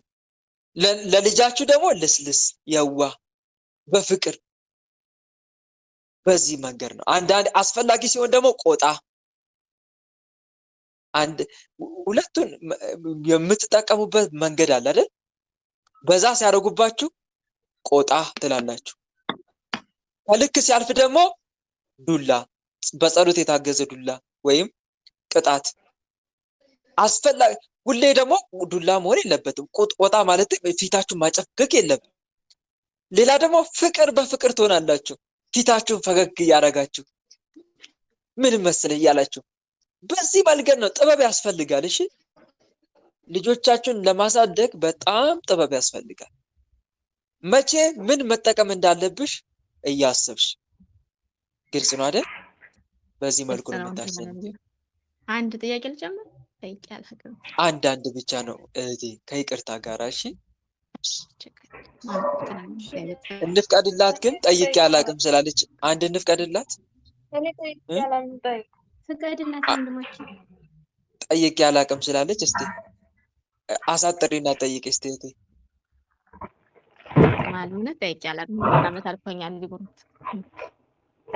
እሺ ሌላኛው ጥያቄ ደግሞ እስኪ እኔ ብዙ ጥያቄ አለኝ፣ ግን እስኪ በጣም የሚያስጨንቀኝ ጥያቄ አለ። ግን አንዱ ልጠይቅ። ወንድሜ እንትን አለ ሊቢያ ላይ ያለ 2 ዓመት አልፎ አሁን 2 ዓመት ሊሆነው ነው። መጥቶ እዛ ሲመጣ ጓደኞቹ ጋር አብሮ ተይዞ ያው የሚከፈለው ተከፍሎ ወጣ። ተመልሰው ደግሞ ወደ ባህር የሚባል ነገር አለ፣ ወደዛ ወረዱ። ወደዛ ሲወርዱ ተያዙ። ከዛ ከብዙ ዱላ በኋላ አሁንም ላገቱት ገንዘብ ተከፍሎ ተለቀቀ። ከዛ ደግሞ ጭማሪ ገንዘብ ይባላል። ከዛ ተመልሶ ወረደ። ጓደኞቹ ሁሉ ላይክ እሱን በያዘው ብር እነሱ አለፉ ማለት ነው። እሱ ግን ቆይ የተባለ ከኋላ ሰው እያመጡ ነው የሚያሳልፉ ማለት ነው። እሱ ቁጭ አድርገውት እዛ ባህር ላይ። ከዛ ሲባል አሁን ድጋሚ ሲያስወርዱት እራሳቸው ደውሎ ነው የሚያስይዙት። የሚገርመው ነገር ሲያዝ ደግሞ የዱላ መዓት ነው የሚያወርዱበት። ዘቅዝቀው ሁሉ የእግሩን ይሄ መዳፉ መረገጫው እሱን ሁሉ ነው የገረፉበት። እና ይሄ ነገር ከመንፈስ ነው ወይስ ከምንድን ነው? እኔ ግራ ተጋባን። ወንድም አለምዬ በጣም ብዙ ገንዘብ ነው ያፈሰስነው። ወደ 1.6 ምናምን ገንዘብ አሁን አለ ራሱ ወደ 1.6 ተከፍሏል። አሁን ሊቢያ ነው ቁጭ ብሎ ያለ። እሺ እና ይሄ እህቴ እንደው ግራ ግብታ የእህቴ ልጅ ነው ያው ወንድም በመጀመሪያ ሁልጊዜና በማንኛውም የህይወት እንቅስቃሴያችን የዲያብሎስ ተቃውሞ እንዳለ መዘንጋት የለብንም። እሺ አንዴን ነገር አትርሱ። ምን አልኳችሁ? እስቲ ድገሙልኝ አሁን ያልኩትን። ሁልጊዜና ዲያብሎስ ተቃውሞ በማንኛውም የህይወት እንቅስቃሴያችን የዲያብሎስ ተቃውሞ እንዳለ መዘንጋት የለብንም። አለ ለእያንዳንዱ መልካም ስራና ጽድቅ የእግዚአብሔር ፈቃድ አለበት አይደል? ያለ እግዚአብሔር ፈቃድ የሰው ልጅ መልካም ስራ መስራት ይችላል? አይችልም። መልካም ስራ ሊያገኝ ይችላል? መልካም ነገር አይችልም አይደል? ልክ በቀጥታም ይሁን በተዘዋዋሪ በእያንዳንዱ ክፋት ደግሞ ዲያብሎስ እጅ እንዳለበት አትዘሙ። አለበት። በእያንዳንዷ ክፋት አለ። ይሄን አትርሱ። በቀጥታም በተዘዋዋሪ አንዳንዱ ጋር በቀጥታ አንዳንዱ ጋር በተዘዋዋሪ አለ። ይሄን አትርሱ። ስለዚህ አትጠራጥሩ። ምንም ነገር ባጋጠማችሁ ቁጥር በተለይ ክፋት ሲያጋጥም ከአጋንንት ሊሆን ይችላል አይችልም እያላችሁ አትደና ግራ አትጋቡ ልላችሁ ፈልጌ ነው። ይኖራል አለ። ምን ጥያቄ አለው? ምን ይሰራል ታዲያ ዲያብሎስ? ዋና ስራው ምንድነውና ነው? የሰውን ህይወት ማጨናገፍ አይደል? ማበላሸት አይደል? የክፋት ሁሉ ምንጭ አይደል? ስለዚህ ይሄ መርሳት የለብንም እና አንድ ይሄን ነገር አትርሽ እህቴ። እዚህ ጋር ግን መረዳት ያለብን ነገር ማን ሊሆን ይችላል ታዲያ ወደሚለው ጥያቄዎች ልትገቢ ትችላለሽ። እንዲህ የእህቴ ልጅ መከራውን ያሳየው ማን ሊሆን ይችላል? የቤተሰብ ዛሩ አብሮ አይሰደድም? አይሰደድም? የቤተሰብ ዛር ይሰደዳል፣ አብሮ ይሰደዳል። ከፊት እየቀደመ መንገዱን ያበላሻል። ለዛ እኮ ነው መንገድን ለእግዚአብሔር ስጥ የተባለው መጽሐፍ ቅዱስ ላይ መዝሙር 36 ላይ መንገድን ለእግዚአብሔር አደራ ስጥ፣ በእርሱም ታመን፣ እርሱም ያደርግልሃል፣ ጽድቅን እንደ ብርሃን ፍርድንም እንደ ቀትር ያመጣል የተባለው። መንገዱን ለእግዚአብሔር ሰጥቶ ነበረ ወንድምሽ? መንፈሳዊ ሕይወት ነበረው? ከመውጣቱ በፊት ጸልዮ ነበረ? ንስሐ ገብቶ ነበረ? በአምላኩ ስጋና ደም ታትሞ ነበረ? ዕለት ዕለት ይጸልያል? አምላኩን ይጠራዋል ወይ? ጌታዬ ቅደም ከፊቴ ይላል ወይስ እንዲሁ በየዋነት ብቻ ነው የሚኖረው? ልጁ መልሽልኝ። ገና ትንሽ ልጅ ነው። እድሜው ገና አሁን ወደ 20 ሞላው መሰለኝ 22 ወይ ምናምን ነገር ሆኖታል።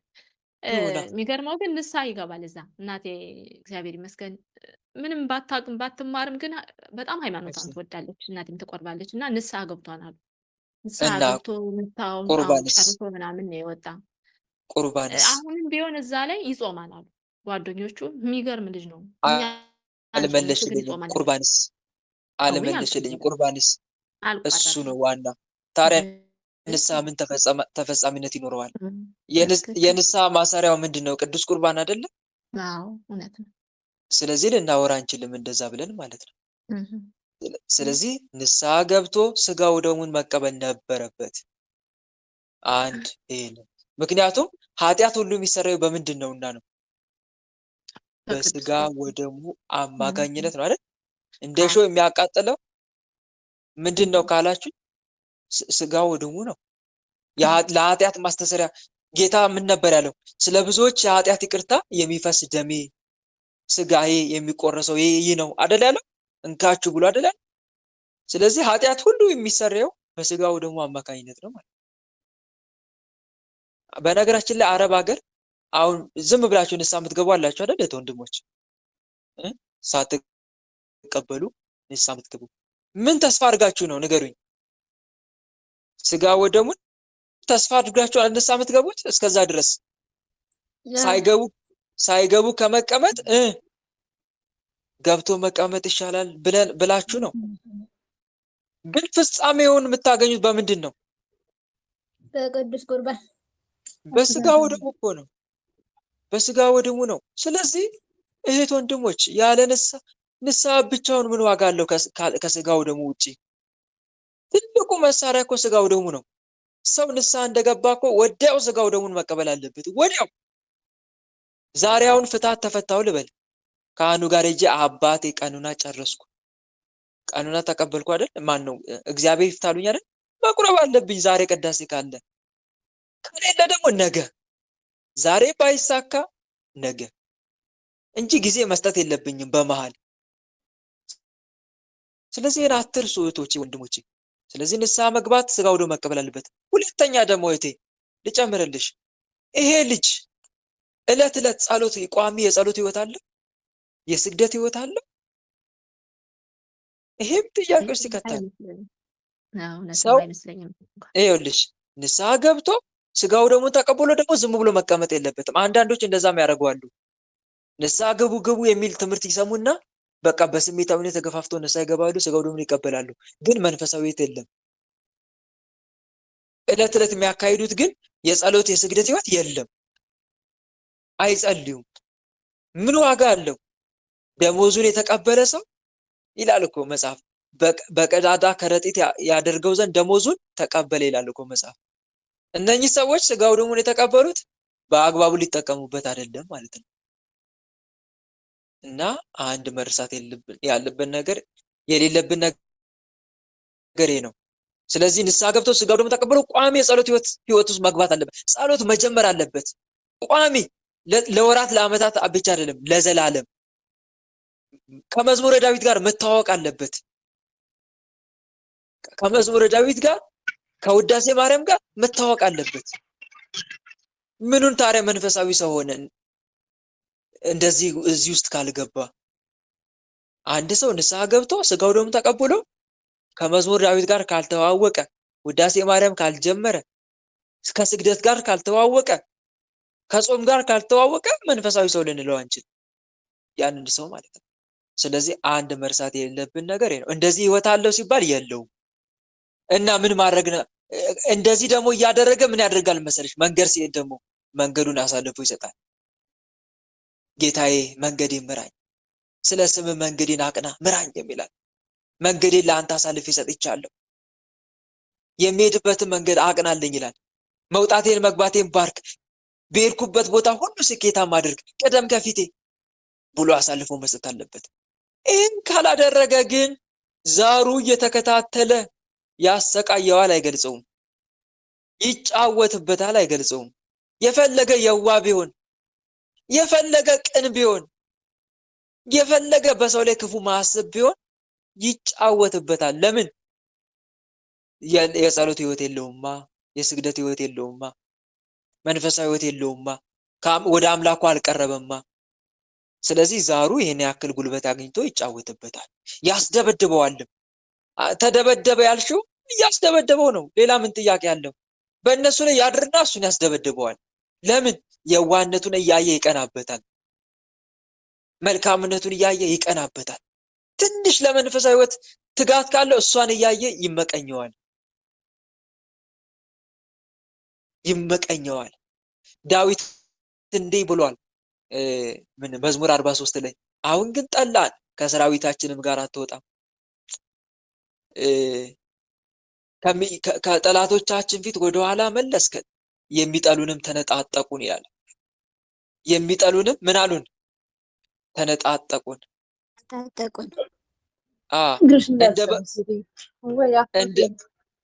እንደ በጎች ሊበሉን ሰጠን ይላል። እንደ በጎች ሊበሉን ሰጠን፣ ወደ አሕዛብን በተንከን። ሕዝብን ያለ ዋጋ ሰጠ፣ በመለወጣቸውም ትርፍ የለም። በአሕዛብ ዘንድ ምሳሌ፣ በሕዝብም ዘንድ የራስ መንቀሻቀሻ አደረገን። ለጎረቤቶቻችን ስድብ፣ በዙሪያችን ላሉ መሳቂያ መዘበቻ። እንደዚህ የሚል ቃል አለ። ወደ መንፈሳዊ ህይወት ልንቀርብ ይገባል። ካልሆነ ግን ጠላቶቻችን ይሰለጥኑብናል። አሳዳጆቻችን ከሰማይ ንስር ይልቅ ፈጣኖች ይላል ኤርሚያስ፣ ነብዩ ኤርሚያስ። አሳዳጆቻችን ከሰማይ ንስር ይልቅ ፈጣኖች ሆኑ፣ በተራሮች ላይ አሳደዱን፣ በምድረ በዳም ሸመቁብን ይላል። እና ይሸምቁበታል እህቴ፣ ዛሩም ይሸምቅበታል። ደግሞ ዋናው አውራው ተዋናዩ ዛር ነው። በነገራችን ላይ ለሁሉም ነገር ለህይወታችን መመሰቃቀል ምን ነው ታውቃላችሁ? ከመተቱ በላይ ዛሩ ነው። እሱ እኮ ነው ዋናው፣ ከፊት እየቀደመ መተትም ይሰበስብብን። ስለዚህ እንደ ንስር ይፈጥኑበታል ማለት ነው እኚህ መናፍስቶች። ከዛ በራሱ ሰው ገንዘቡን አንደኛ እንዲጨርስ ያደርጉታል፣ ሁለተኛ ደግሞ በሰው እንዲደበደብም ያደርጉታል። ግን እግዚአብሔር በዚህ ሁሉም እንደሚል ታውቂያለሽ እህቴ? እየሰማሽን አይደል? ምን እንደሚል ታውቂያለሽ? በዚህ መሃል ህዝቤ ሰምቶኝ ቢሆን፣ እስራኤልን በመንገዴ ሄደው ቢሆን፣ ጠላቶቻቸውን ፈጥኜ ባዋረድኳቸው ነበረ፣ በሚያስጨንቋቸውም ላይ እጄን በጣልኩ ነበረ፣ የእግዚአብሔርም ጠላቶች በተገዙለት ነበረ፣ ዘመናቸውም ለዘላለም በሆነ ነበር። ከስንዴም ስብ ባበላዋቸው ነበረ፣ ከዓለቱም ማር ባጠገብኳቸው ነበረ። ህዝቤ ግን አልሰማኝም፣ ቃሌንም አልሰማኝም፣ ምክሬን አልተቀበለኝም አለ እግዚአብሔር። ይኸውልሽ አይሽ አይደል? በዚህ ምክንያት ነው። ስለዚህ ወንድሜን ምን ላድርግ? ወደ አምላኩ ፊቱን እንዲያዞር አድርጊው። የቀደመ በደሌን አታስብብኝ አለ። ወደ አምላኩ እንዲመለስ ቋሚ መንፈሳዊ ህይወት ይጀምር። መዝሙረ ዳዊት አስጀምሪው። እሺ እስቲ እችን እንደው እህቴ ታግለሽ ጎብዘሽ ወንድምሽን መዝሙረ ዳዊት ካስጀመርሽ እውነት ጀግና ነሽ። ቋሚ አድርጎ እንዲጸልይ ካደረግሽ ልክለታለሁ። እዚህ ጋር እንዲገባ ምናምን በባለፈው ዓመት ራሱ አስገብቼው ነበር። እዚህ ጋር ስልኩን ያኔ ሲደበድቡት ቀሙት። እዛ አሁን እንዴት አይነት ስልክ እንደያዘ ያልጠየቁትም እንጂ እዚህ ውስጥ አስገብቼው ነበር። እና እህቴ በአጭሩ ምን ልሽ ፈልጌ መሰለሽ፣ እንደው ታግለሽ መዝሙረ ዳዊት ካስጀመርሽው ታግለሽ ይሄን እንኳን ከተሳካለሽ በእውነት ትልቅ ድል አድርገሻል ማለት ነው። ትልቅ ስራ ሰርተሻል። ከአምላኩ ጋር ማስተዋወቅ ጀምረሻል ማለት ነው። እያስተዋወቅሽው ነው ማለት ነው። ወደ መስመር ከታመንሽበት ይረዳሻል። እናም እንደዚህ እያደረግሽ ቀስ እያልሽ አሁን ያው ጥቅስ የማመጣለ አሁን ራሱ ስናገራቸው የነበሩትን ጥቅሶች ብትይዢ መልካም ነው። ለምሳሌ አሁን ቅድም መዝሙር 80ን ጠቅሻለሁ። መዝሙር 80 ቁጥር 13 ላይ ህዝቤ ሰምቶኝ ቢሆን፣ እስራኤል በመንገዴ ሄዶ ቢሆን፣ አሁን እንደነኛ አይነት ጥቅሶች ይጠቅሙሻል እሱን ለመምከር። ተመልከት ወንድሜ፣ እግዚአብሔር እንዲህ እያለ እኮ ነው። ሰምታችሁ ቢሆን ኖሮ እያለ ነው እኮ። በመንገዴ ሄዶ ቢሆን አያክ አይደል? በጸሎት ህይወት ብትኖር ኖሮ እያልሽ ትመክሪዋለሽ እያያሽ። ታዳጊ የእስራኤል ቅዱስ እግዚአብሔር እንዲህ ይላል ትንቢተ ኢሳይያስ 48 ላይ 48:17 ታዳጊ የእስራኤል ቅዱስ እግዚአብሔር እንዲህ ይላል እኔ የሚረባን ነገር የማስተምርህ በምትሄድባትን መንገድ የምመራ አምላክ እግዚአብሔር ነኝ። ትእዛዜን ብትሰማ ኖሮ ሰላም እንደ ወንዝ ጽድቅም እንደ ባህር ሞገድ በሆነ ነበር የሚል ቃልም ደግሞ አለ። እንዲህ አይነት ደሳስ የሚሉ ጥቅሶችን እየመረጥሽ በወንድምሽ ላይ በምክር ሰልፍ ልታደርጊ ይገባል። በመልካም ምክር ሰልፍ አድርጊ የሚል ቃል አለና ሐሳብም ትጸናለች እና ይህን እያደረግሽ ልትመክሪው ይገባል። ግን ከመምከርሽ በፊት እግዚአብሔር ሆይ ልቦናውን ክፈት፣ መድኃኔዓለም ሆይ ማስተዋልን ስጠው፣ ጌታዬ ኢየሱስ ክርስቶስ ሁለመናውን ወደ አንተ ምራው፣ አምላኬ መድኃኔዓለም ከአፍ በከንቱ አይመለስ ሰርቶ እንዲመለስ አድርግ። መድኃኔዓለም ከማንኛ ከማባይ የጠፋውን ወይን ወደ ቤት መልስልሽ እያለቀሽ ልትማጽኝ ያኔ እግዚአብሔር ማለት ግድ ነው። ይሄን ይመስላል። እግዚአብሔር በጤና በእድሜ ገብረስል ጸሎታ ያሉና ምስክርነት ያብኝ አመሰግናለሁ። አሜን። እግዚአብሔር ይስማሽ። እስቲ እግዚአብሔር ቀን አለው።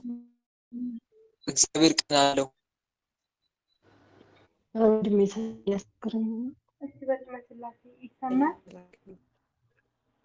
እግዚአብሔር ፍቅር ነው። እግዚአብሔር አለው። ይቅርታ ይሰማል ድምጼ? አዎ ይሰማል። አዎ ይሰማል። ልግባ ተመለስ። የለችም? መልካም እሺ። ጊዜ ለኩሉ ቀጥ እስቲ ጊዜ ለኩሉ በስመስላሴ ወንድሜ አመሰግናለሁ። ኤርፎን ንቀሉ ኤርፎን። ጥያቄ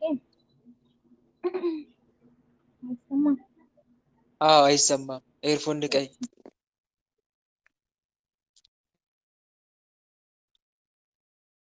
አሁን ይሰማል? ስማአቱ አስተካክለሻል። አሁን ቀጥይ። የኔ ጥያቄ የምጠይቀው አጭር ናት። እኔ መቀጥቀጥና መስገድ ከጀመርኩ ቆይቻለሁ። ግን አሁን ምንድነው ችግሬ? የሆነ ሰው አወራሁ ባላወራሁ ጊዜ ጓደኛ አለ ፍቅረኛ እንደዚህ ሳወራ አሮች ጋር ስናድድም በቃ ማንኛው ሰው ማህበር ላይ ይሁን ማንኛው ሰው ሳወራ ካወራት በኋላ ልቤን እንቀጠንቀጣል። በቃ እንደዚህ ለመተንፈስ በግድ ነው የምተነፍሰው። ልቤን ያመኛል። ግን መንፈስ ይሆናል የቡዳ መንፈስ ነው ብዬ ስቀጠቅጥም ብዙ ስላስስም ብዙ አይደለሁም። ግን ይሁን እንጂ ማን እንደሆነ አውቀዋለሁ። ግን ምን እንደማድረግ ንገረኝ። በቃ መንፈስ ነው ከሰዎች እየመጣ ነው። በቃ በተናደድኩ ቁጥርም በሰላም አውርቼ ስጨርስም የሆነ ስራ በዝቶኝም የልቤ ትርታ እየጨመረ እንደ የልቤ እያመመኝ ነው። ሐኪም ቤት ላይ እንደ ምንድን ነው ወይ ከመንፈስ ነው ብዬ ጉራ ይገባኛል። እና ላተንፍስ ስል በግድ ነው ማተንፍስ። በቃ ስል አተነፍሳለሁ። እንደዛ አሁን ያተነፈስኩት ላሳይህ ብዬ ነው። ይቅርታ። እሺ ችግር በቃ የለም። ድምፅ አወጣለሁ። ለመተንፈስ ድምፅ ያወጣለሁ። ድምፅ ያጭረኛል። ምንድን ነው የዛር አይነጥራ መንፈስ አለኝ። ግን እስካሁን በራሴ ውስጥ ነው የማወራው እንጂ አልተጋለጠም፣ አልታሰረም። ብቀላ ነው እህቴ። በአጭሩ ይኸውልሽ ብቀላ ነው ማለቴ። ከሰው ጋር አውርተሽ ነው አይደል እንደዚህ ትንፋሽ የሚያጥረሽ ፍርሃት እንቅጥቅጥ የሚመጣው? አዎ ከእናቴም ከማንኛው ሰው አውርቼ በቃ ካሮዎቹ ራሱ የሆነ ነገር ስናገሩም እፈራለሁ። በፈራሁት ቁጥር ደግሞ የሆነ መወሰንም አልችልም። ሰዎች ስናገሩ ደግሞ እሺ ነው የምለው። ጭራሽ የማይሆን ነገር እየሆነ ራሱ ድሮ በጣም ህልከኛ ነበርኩ ሰውን እንደዚህ። አሁን ግን ልቤ ነው አመመኝ። መናገር አልችልም። ተናግሬም አቋርጠዋለሁ። በቃ አልጨርሰውም። ልቤ ያፍነኛል። ፈንዲያ ለምን አወራሽ ነዋ። በቃ ለምን አወራሽ እኮ ነው። ዞሮ ዞሮ ራሱ አንቺ ጋር ያለው አንደኛ ምን ይሰራል እህቴ? ሌላ የሚመጣውን ተይውና አንቺ ጋር ያለውስ ምን ይሰራል? እንደው ስትመክሪ ከሰው ጋር ስታወሪ ደስ የሚለው ይመስልሻል? ደስ አይለውም እኮ። ይናደዳል፣ ይበሳጫል። ለምን አወራሽ ነዋ። እንድታወሪ አይፈልግም።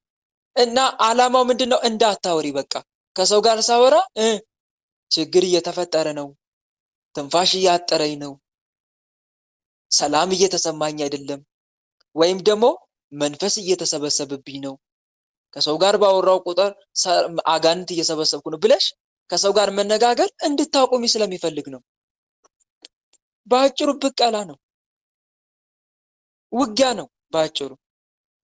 ተረዳሽኝ አይደል? እና መፍትሄው ምንድነው ነው አይደል? መፍቱስ አሁን ካንተ ጋር አውርቼ ራሱ ለመተንፈስ ይሄ እኮ ነው የራሱ ቃል ነው ያወራሁት አይደለ? አሁን ግን ለመተንፈስ ያተነፈስኩት ትንፋስ በግድ ነው፣ በብዙ ትንፋስ ነው ያወጣው። እኔ ደግሞ እንዳያምኝ እያልኩ እፈራለሁ። ምን ትጠብቂያለሽ ታዲያ አለምዬ? ሊቀ መላእክት ቅዱስ ሚካኤልን ፕሮፋይል አድርገሻል። ቅዱስ ሚካኤል አባቴ ሆይ አበርታኝ ብለሽዋል። እሱም መልኩን እየጸለሽ ለሊቀ መላእክት ለቅዱስ ሚካኤል አሳልፈው መስጠት ነዋ። መልኩን ትጸልይና መጀመሪያ ትማጸኘዋለሽ ቅዱስ ሚካኤልን። ቅዱስ ሚካኤል አባቴ ይሄ ከሰው ጋር ልክ መናገር ሲጀምር ጠብቆ ልብ የሚያፍነኝ ትንፋሽ የሚያሳጠረኝን ከሰው ጋር ማህበራዊ ግንኙነት እንዳልመሰረት የሚያደርገኝ ክፉ መንፈስ ከዛሬ ጀምሮ ለአንተ አሳልፌ ሰጥቻለሁ። ከአንተ አይበልጥም። ቅዱስ ሚካኤል አባቴ ሳጥናኤልን ቀጥቅጠው ወደ ምድር የጣልከው አንተ ነህ፣ ወደ ሲኦል የጣልከው አንተ ነህ። ዛሬም እኔ ጋር ሆኖ የሚዋጋኝ ልብ የሚያፈነኝ ክፉ መንፈስ ከሰው ጋር እንዳልገናኝ ምቀኛ የሆነብኝን መንፈስ ማሳፈር ትችላለህ። ቅዱስ ሚካኤል አባቴ ከዛሬ ጀምሮ ይሄን ክፉ መንፈስ ለአንተ አሳልፌ ሰጥቻለሁ። ከዛሬ ጀምሮ ከሰው ጋር በምነጋገርበት ሰዓት መሀል ጣልቃ እያገባ እንዳይፈታተነኝ፣ እንዲሁም ከተናገርኩ በኋላ ሰላሜን እንዳይነሳኝ በአንተ እጅ ትቼዋለሁ። አንተ ነህ የኔን ጠላት የምትበቀለው ትይና መልኩ መጸለይ። ከዛ ቃልን ከቃሌ ጋር አንድ አድርግና እዘዝልኝ መንፈሱን ከዛሬ ጀምሮ እንዳይፈታተነኝ፣ ወደ ግንባር ወጥቶ እንዲታሰር አድርግልኝ፣ ስራውን እንዲያቆም አድርግልኝ ብለሽ አተ በሊቀ መላእክት በቅዱስ ሚካኤል ስም ውስጤ አድፍተ ፍርሃት የምትለቅብኝ ልቤ የምታፍን ከዛሬ ጀምሮ በሊቀ መላእክት በቅዱስ ሚካኤል ስም ታዛል። ምንም አይነት ስራ እንዳሰራ ውጣ ደግሞ ከልቤ እያልሽ ማውጣት። ይሄን መሳሪያሽን ተጠቅመሽ ስራውን አስቁሚው። ውጊያ ውስጥ ነው ያለሽው፣ ትግል ውስጥ ነሽ። አላማው ማህበራዊ ግንኙነት እንዳይኖርሽ ነው የዚህ ክፉ መንፈስ። ምክንያቱም በምትመክሪው ምክር ሰው ታደኛለሽ። አንድ ሰው ማዳን ደግሞ መላው ዓለምን ከማትረፍ ይበልጣል። ምን አልኳችሁ? አንድ ሰው ማዳን ምን አልኳችሁ? መላውን ዓለም ከመግዛት ይበልጣል። እውነት ነው። አንድ ሰው ቀላል እንዳይመስላችሁ። ብዙ ሰዎችን ወደ ጽድቅ የሚመልሱ እንደ ከዋክብት ይደምቃሉ ይላል። ከዚህ በረከት እንድትሳተፊ አይፈልግም አጋንንቱ። አየሽ፣ ጊዜ ለኩሉ ይሰማል አይደል? አዎ ይሰማል። ከዚህ በረከት እንድትሳተፊ አይፈልግም። ብዙ ሰዎችን ወደ ጽድቅ የሚመልሱ እንደ ከዋክብት ይደምቃሉ ይላል። ደስ ሲል ከእናንተ ማንም ከእውነት ቢስት አንዱን ቢመልሰው ኃጢአተኛን ከተሳሳተበት መንገድ የሚመልስ ነፍሱን ከሞት እንዲያድን የኃጢአትን ብዛት እንዲሸፍን ይወክላል። ስለዚህ ከቤተሰብ ጋር ስታወሪ፣ ከሌላ ሰው ጋር ስታወሪ አንቺ ነፍስ ታድኛለሽ። እንዳታድኝ ደግሞ እንዲህ አይነት ችግር እየፈጠረ ይቃወምሻል። ግልጽ ነው አይደል? አዎ ግልጽ ነው። ግን መንፈሳዊ ይሁን በቃ ማንኛውም ወረ ሳወራ እኮ ነው በቃ አውርተሽ ለምን ታወሪያለሽ? ድሮ ያወራው ነበር አይመኝም ነበር። ግን አሁን ይሄ ከጀመረች 3 ወር ምናምን ነው የሆነ እንደዚህ መተንፈስ። መልካም አንደኛ ይኸውልሽ መረዳት ያለብሽ እዚህ ጋር ምን መሰለሽ እቴ፣ ሰው ማንኛውም ንግግር ኮሚኒኬት ከማድረግ በፊት መንፈሳዊ ነገር ማውራት ይችላል። መንፈሳዊ ነገር ለማውራት አስቀድሞ መገናኘት መላመድ አያስፈልግም? ያስፈልጋል? አያስፈልግም? ያስፈልጋል አይደል? ስለዚህ ይሄንን እንዲኖርሽ አይፈልግም አንድ። ስለዚህ አስቀድሞ ግንኙነቱን ነው ማቋረጥ የሚፈልገው ማንኛውም ንግግር ብታደርጊ። አንዱ ከዚህ አንጻር መረዳት አለብሽ። እስቲ መንፈስሽን ሲታሰር ከሰው ጋር እንድትገናኝ አልፈልግም እያለ ሲያወራ አልሰማችሁ? እንድትገናኝ አልፈልግም፣ እንድታወራ አልፈልግም ሲል ሰምታችሁ አታውቁም? ስለዚህ ዓላማው አንድ ከሰው ጋር እንድንገናኝም አይፈልግም። ከዚህ አንጻር ነው መረዳት ያለብሽ እህቴ። ስለዚህ ቅድም ያልኳትን ቃል ተጠቅመሽ አሳልፈሽ ለሊቀ መላክ ለቅዱስ ሚካኤል ሰተሽ መንፈሱን ተዋጊው። ያኔ ቅዱስ ሚካኤል ከፊት ይቀድማል። ይሄን ይመስላል። እሺ ሌላ ሰው ላስገባ። እኔ ልግባኒ ብቻ አላውቅም እኔ ገብቻለሁ። የኔ ሳችሁ ጥያቄ አለቶቼ ቆይ አንዴ እህቴ፣ ነገም አለ ከነገ ወዲያም አለ ከዛ ቀጥሎም አለ። እሺ ጥያቄና መልስ ማለት ነው አለ። ነገ ሮብ አይደለም፣ ነገም አለ፣ ሌላ ጊዜም አለ፣ ሐሙስም አርብም አለ። ስለዚህ ዛሬ ባይደርሳችሁ ነገ ይደርሳችኋል እህቶቼ ወንድሞቼ። እናም ደግሞ ጥያቄ ባካችሁ ስትገቡ ምንም ያልደረሰው ሰው ቅድሚያ ቢያገኝ አሪፍ ነው፣ መልካም ነው። እነሱን ብናደርስ መልካም ነው። እና በተደጋጋሚ የደረሳችሁ ለጊዜው አዳማጩ ነው። እሺ ክብር ባለኝ ነገር እሺ ወንድሜ፣ እግዚአብሔር ይስጥልኝ ወንድሜ። የኔ ጥያቄ አንድ ነው። በህይወቴ ፈተና ብዙ አለብኝ። ልጆቼም ላይም ብዙ ነገር ያለው እየተታገልኩ ነው እግዚአብሔር በፈቀደ መጠን። ግን ለእነዚህ ሁሉ ፈተናዎች እማስባት አንድ ሰው አለች። ደጋግሜ ሌሊትም ቀንም አለማቋረጥ እሷን ነው የማስበው። የቅርብ ሰው ስለሆነች ደግሞ መራቅም አልችልም እና ወንድሜ ደጋግሜ እያሰብኩ ለመራቅ ሞክራለሁ። የተለያየ ነገሮች ለማድረግ ሞክራለሁ እና ደጋግሜ የማስበው መንፈሱ እንደሆነ እረዳለሁ። እንደው ለማጣላት እንዳልጣላ ሰጋሁኝ ወንድሜ። እውነት ይሁን እውነት አይሁን አላረጋገጥኩም። ያው ምንም ያየሁት ነገር የለም። ግን ውስጤ ደጋግሞ እሱ ነው የሚያሳስበኝ እና እንዴት ልወቅ እንዴት ልረፍ ወንድሜ? ለሱ ብዬ ነው ጥያቄ የምጠይቀው። አሃ ስለዚህ እሷ መተት አድርጋብኛለች የሚል ሀሳብ አለብኝ ነው ውስጤ። አዎ ልጆች ላይ የማያቸው ብዙ ጥሩ ያልሆኑ ነገሮች አሉ። ግን በቃ እሷን ብቻ ነው ሌት ተቀን ምክንያት የማደርገው እሷን ብቻ ነው እና አንዳንድ ጊዜ ደግሞ አልፌ እንዳልጣላ ደግሞ እፈራለሁ ባላረጋገጥኩት ነገር እና ምን ላድርግ ወንድሜ? ግልጽ እንዲሆንልኝ። ተጋልጦ አውርቶ ነው? በፍጹም ውስጤ ነው የማስበው። ምንም የተጋለጠ የለም። መልካም እሺ ታለምዬ በጣም ጥንቃቄ አድርጊ እሺ። በጣም በጣም በጣም ጥንቃቄ ልታደርግ ይገባል። በእንደዚህ አይነት ነገር ውስጥ እንዳትገቢ። እንደው ተጋልጦ ቢያወራ እንኳን መጠየቅ የለብሽም። ግልጽ ነው አይደል? ተጋልጦ እንኳን ከእሷን የመጣሁት እሷ ላከችኝ እንኳን ቢል እሷን ሄደሽ የመጠየቅ መብት የለም። አትጠይቂም። አይ አልጠይቅም። ውስጤ የራቀ መጣ ሳላውቀው። ገብቶኛል፣ ተረድቼሻለሁ። አንደኛ መረዳት ያለብሽ ነገር ይሄ ነው። ሌሎቻችሁ ራሱ እህቶቼ፣ ወንድሞቼ ምናልባት እንዲያደረጋችሁ እንኳን ካላችሁ ንስሐ ያስፈልጋል። በእውነት ንስሐ ራሱ ልንገባ ይገባል። እንዲህ ያደረግሽብኝ መተት አድርገሽብኛል ብላችሁ ከሰው ጋር የተጣላችሁ ካላችሁ ንስሐ ግቡ። ትክክል ስላልሆነ ማለት ነው። አንድ መረዳት ያለብን ነገር ይሄ ነው። ግን እሺ አንድ ሰው እስቲ ከተጋለጠው ልጀምር። አንድ ሰው መንፈስ ከዛ እገሌ ነው የመጣሁት ብሎ ተጋልጦ ታሰረ እንበል። እኛ ምንድነው ማድረግ ያለብን? ለዛ ሰው ፍቅር ነው ማሳየት አለብን። እሺ ምንድነው ማድረግ ያለብን? ምንድነው ማድረግ ያለብን? ፍቅር ማሳየት። እንደውም መጀመሪያ ከወደድነው በላይ አብዝተን ለመውደድ ነው መታገል ያለብን። መታገል። ጠላት ቢራብ እንጀራ ብለው ተብሎ እኮ ተጽፏል። ቢጠማ ውሃ ጠጣው ተብሎ ተጽፏል እኮ። ጉዳው አይደለም። ሂድና ተቃውመው፣ ዝለፈው፣ ገስጸው አይደለም። ተንከባከበው ነው የሚለው መጽሐፍ። ክፉን በመልካም አሸንፉ እንጂ በክፉ አታሸንፉ ተብሎ እንደተጻፈው ማለት ነው። አንድ ማድረግ ያለብን ነገር ይሄ ነው። እንደ መጽሐፍ ቅዱስ ነው መጓዝ ያለብን። ሁለተኛ ሲቀጥል የኛ ቀንደኛ ጠላት ዲያብሎስ ነው። ማን ነው አልኳችሁ?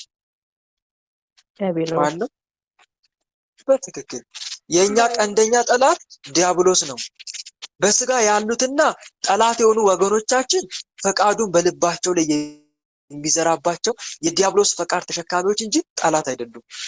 መተት አድራጊ እንኳን ቢሆኑ ለኛ ጠላት አይደሉም። እነሱ የዲያብሎስ ፈቃድ ተሸካሚ ናቸው። ስለዚህ መንፈሳዊ የጦር አፈሙዛችን ማነጣጠር ያለበት ሰው ላይ ሳይሆን ሰውን እንደ ፈረስ የሚጋልቡ ርኩሳን መናፍስት ላይ ነው። ግልጽ ነው አይደል? አንድ መረዳት ያለብን ነገር ይሄ ነው። ስለዚህ ለሰው ምንም አይነት ጥላቻ ማሳየት የለብንም። ጥላቻ ግን እየተፈጠረ ከሆነ እየራቀን ከሆነ ዲያብሎስ ስራውን እየሰራ ነው ማለት ነው። እዚህ ግልጽ ነው አይደል? ክብር ባለኝ ነገር እየሰማሽ ነው አይደል?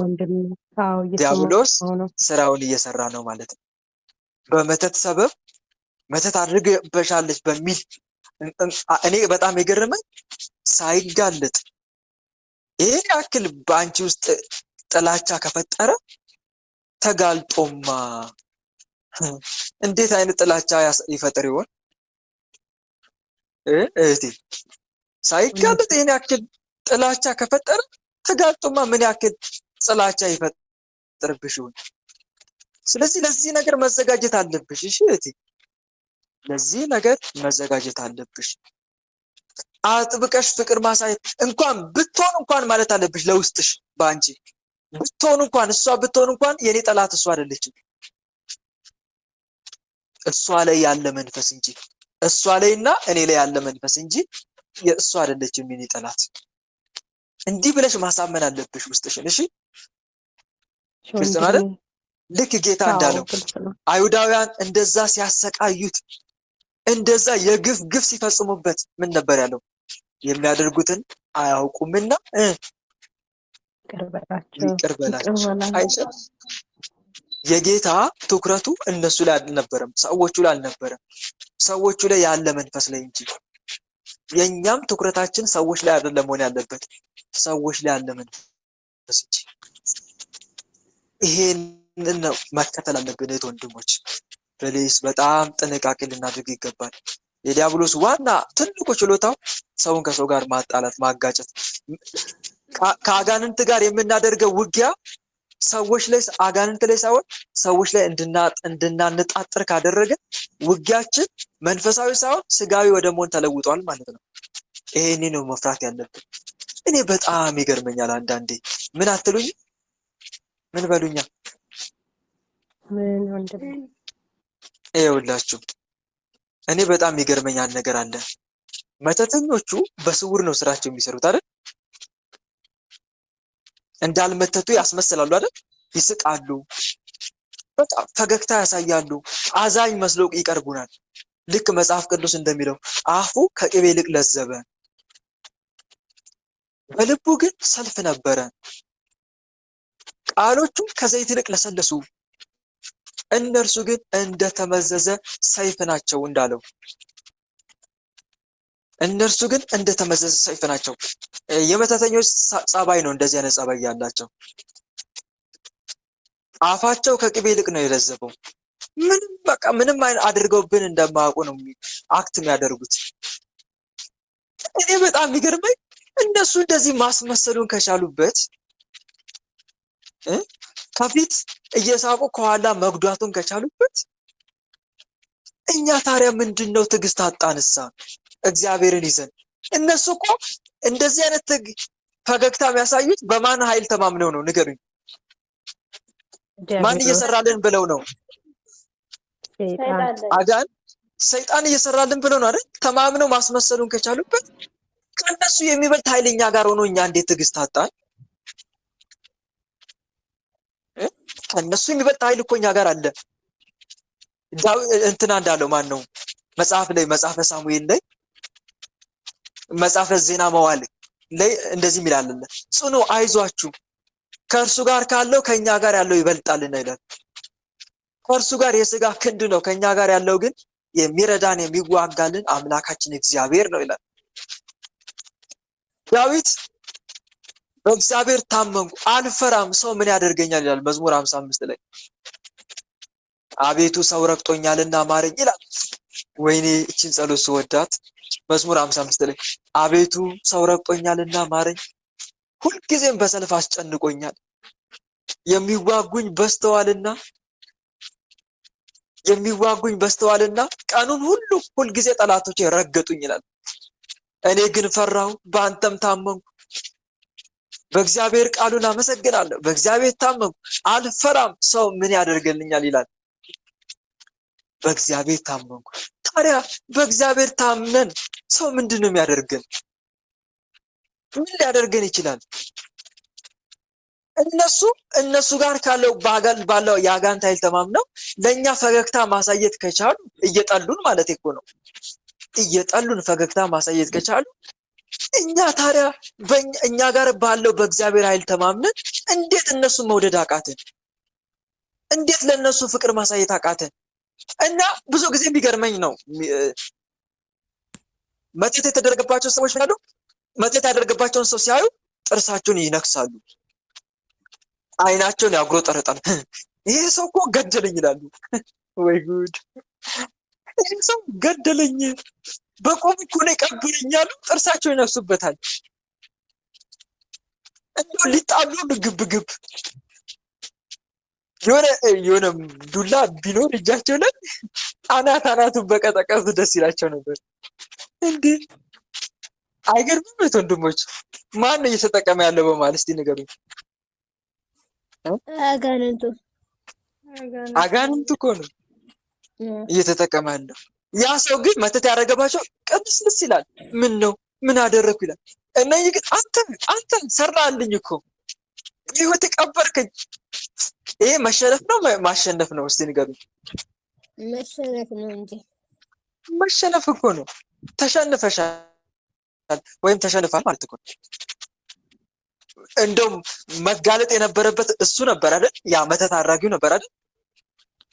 መጋለጥ እኮ የነበረበት እሱ ነበር። በግልጽ መምጣት የነበረበት በግልጽ ጦርነቱን ማድረግ የነበረበት እኮ እሱ ነበር። አልሆንለት ሲለው ነዋ። ግን እኛ ስንሸነፍ በእውነት በጣም ነው የሚያሳዝነው። እንዴት ክፉ ይበረታል ብለው ነበር መላከ መንክራት መተት ታደሰብን እያሉ ሲመጡባቸው አንድ ቀን እናንተ መበርታት ነው አሏቸው። መተት መንፈስ ሲሸኝ እኮ ነው አባ አሏቸው። ከዚህ በፊት እርሶ ጋር መታና አሸኝተን ነበር አሏቸው። ተሸኝቶ ነበረ እና አሁንም እየታደሰ እያሉ ሲናገሩ እንዴ እናንተ አትበረቱም እንዴ አሏቸው። የጸሎት ህይወት የላችሁም እንዴ? እውነት እኮ ነው። አትሰግዱም እንዴ? አትጸልዩም እንዴ? አትቆርቡም እንዴ? እንዴት ክፉ ይበረታል አሉ። እውነታቸውን ነው። ትክክል። አንጀቴን ያራሱኝ እንደዚህ አይነት ምክር ሲሰጡ። እናም እኛም ልንበረታ ይገባል። እንዴት ክፉ ይበረታል? እኛ ጋር ያለው የመንፈስ ቅዱስ ኃይል እያለን እንዴት እጅ እንሰጣለን? እና አንድ መርሳት የሌለብን ነገር ይሄ ነው። እና እህቴ የአንቺ ውጊያ ከአጋንንቱ ጋር እንጂ ከማን ጋር አይደለም? ሰው ጋር አይደለም፣ ከሰዎቹ አይደለም። እሷ እንኳን ብትሆን እንኳን ከእሷ ጋር አይደለም ጸብሽ። ከአንቺ እኮ ተነስቶ እሷ ላይ እኮ ሆኖ እንድትልክብሽ እኮ እንኳን ቢሆን እንድትልክብሽ እኮ የሚወተጉታት ማን መሰለሽ? አንቺ ጋር ያለ ዛር እኮ ነው። ዛር እኮ ነው። ከአንቺ ይነሳና እሷ ምቀኛ አድርጎ ያስነሳብሻል። እንኳን አድርጋብሽ እንኳን ቢሆን ከዛም መተት ያለማቋረጥ እንድትልክብሽ ይፈልጋል። የሚያስጎዳሽ እኮ መጀመሪያ ያለው አንቺ ጋር ያለ ጠላት እኮ ነው። ስለዚህ ዋናው ጠላትሽ አጋንንቱ ነው ማለት ነው። እሷ እንዴት ለአንቺ ጠላት ልትሆን ቻለች ቢባል እንኳን መንፈሳዊ ሕይወት ስለሌላት። በቃ ሰው መንፈሳዊ ሕይወት ከሌለው የማን አገልጋይ ነው የሚሆነው? የማን መሳሪያ ነው የሚሆነው? ንገሩኝ። የአጋንንት በቃ መገልገያ ነው የሚሆነው። የአጋንንት መሳሪያ ይሆናል። ዛሬ እርስ በርስ ህዝቤ የኢትዮጵያ ህዝብ በመተት የሚጫረሰው ለምን ይመስላችኋል? መንፈሳዊ ሕይወት ስለሌለው እኮ ነው። መንፈሳዊ ሕይወት ሳይኖረው ቀርቶ የአጋንንት መሳሪያ ሆኖ ቁጭ አለ። ሰው የእግዚአብሔር መሳሪያ ካልሆነ ዕጣ ፈንታው የአጋንንት መሳሪያ መሆን ነው ማለት ነው። ይህንን ልናስብ ይገባል። እና እህቴ ከዛሬ ጀምሮ በዚህ መንገድ ውስጥሽ የሚፈጠረውን ጥላቻ ነቅለሽ ልታውጭ ይገባል። እሺ፣ ለአንዴና ለመጨረሻ ጊዜ ይሄን ይመስላል። እሺ ወንድሜ፣ ምን ላድርግ ግን? ወደ መድኃኒዓለም ተማጽኛ። አንደኛ ለእሷ ጸልይላት። ጥሩ መፍትሄው ምን መሰላችሁ ወንድሞች? አሁን ለምሳሌ እኔ ያለው ከበደ አለ፣ የኔ ጓደኛ ከበደ ነው ልበል ምሳሌ። እና ከበደን ዝም ብዬ በውስጤ የመጥላት ስሜት እየተሰማኝ ነው። አንዳች ጥላቻ እየተፈጠረብኝ ነው። ሲናገር ሁሉ ያስጠላኛል። እሬት ይለኛል ንግግሩ። በቃ ባልሰማ ሁሉ ደስ ይለኛል። ግን እኮ ምንም አላደርገኝም። ምስኪን ነገር ነው። ምንም አላደረገኝም። ምን ላድርግ? ለሱ ነው መጸለይ ያለብኝ። ግልጽ ነው አይደል? ምን አድርጋለሁ? ለሱ አጥብቄ ጸልያለሁ። ጌታ ሆይ ጠብቀው፣ ማረው፣ በወጣ በገባ አንተ ተከተለው። ጌታ ሆይ ለሱ ያለኝን ፍቅር ጨምር። እኔ አጥብቄ እሱን እንድወድ አድርገኝ። እሱም እኔን አጥብቆ እንድወደኝ አድርግ። በመካከላችን ያለውን ፍቅር አጽናስን። ማንም ያፍረው በዚህ መሃል ማንም ያፍረው። ዲያብሎስ ያፍራል ማለት ነው። መፍትሄው እሱ ነው። አየሽ አይደል እህቴ?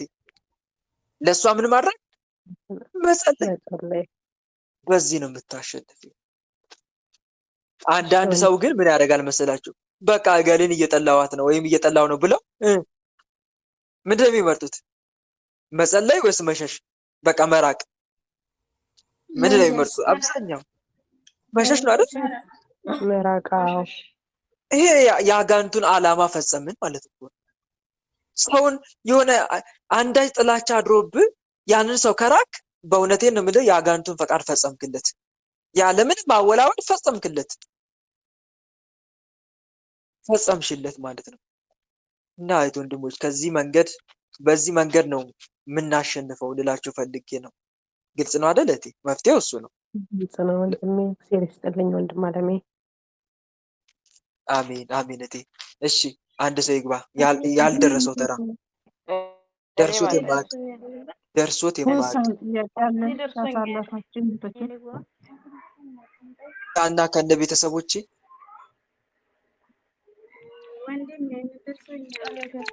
ማናት? እሺ ትንሽ አጭር ናት። ስለጠራሁሽ እኔ የምናገረው ከልጅነት ጀምሮ አክስቴ ጋር ነው ያደግኩትና እሷ ዛር አለባት። እሺ አዎ ዛር አለባት። እሷ ስጨፍር አያትና እኔም እሷ ከበቃት በኋላ ሌላ ጋር እነሱ ጋር ሄድና እንደዚህ ለምን አትሆኑም እያሉ አብረውኝ ላሉት ጓደኞቼ እነግራቸዋለሁ ማለት ነው። እሷ ደግሞ እኔ ሙስሊም እንደሆነ ነው የምትፈልገው። ሙስሊም ናት። እሷ ጋር በመኖር ክርስቲያን ናት። ግን እኔ እንደዚሁ እሷ እኔን ሙስሊም ሁኝ ነው የምትለኝ ማለት ነው። እንዴት እሷ ክርስቲያን ሆና አንቺን እንዴት ሙስሊም ሁኝ ትለሻለች? ሙስሊም ደህና ነው በቃ አንቺ ስለሚገለኝ እኔን ትለኛለች እና እኔ ደግሞ እምቢ ለምለው እሷ ለምን አትሆንም ክርስቲያን ሆና?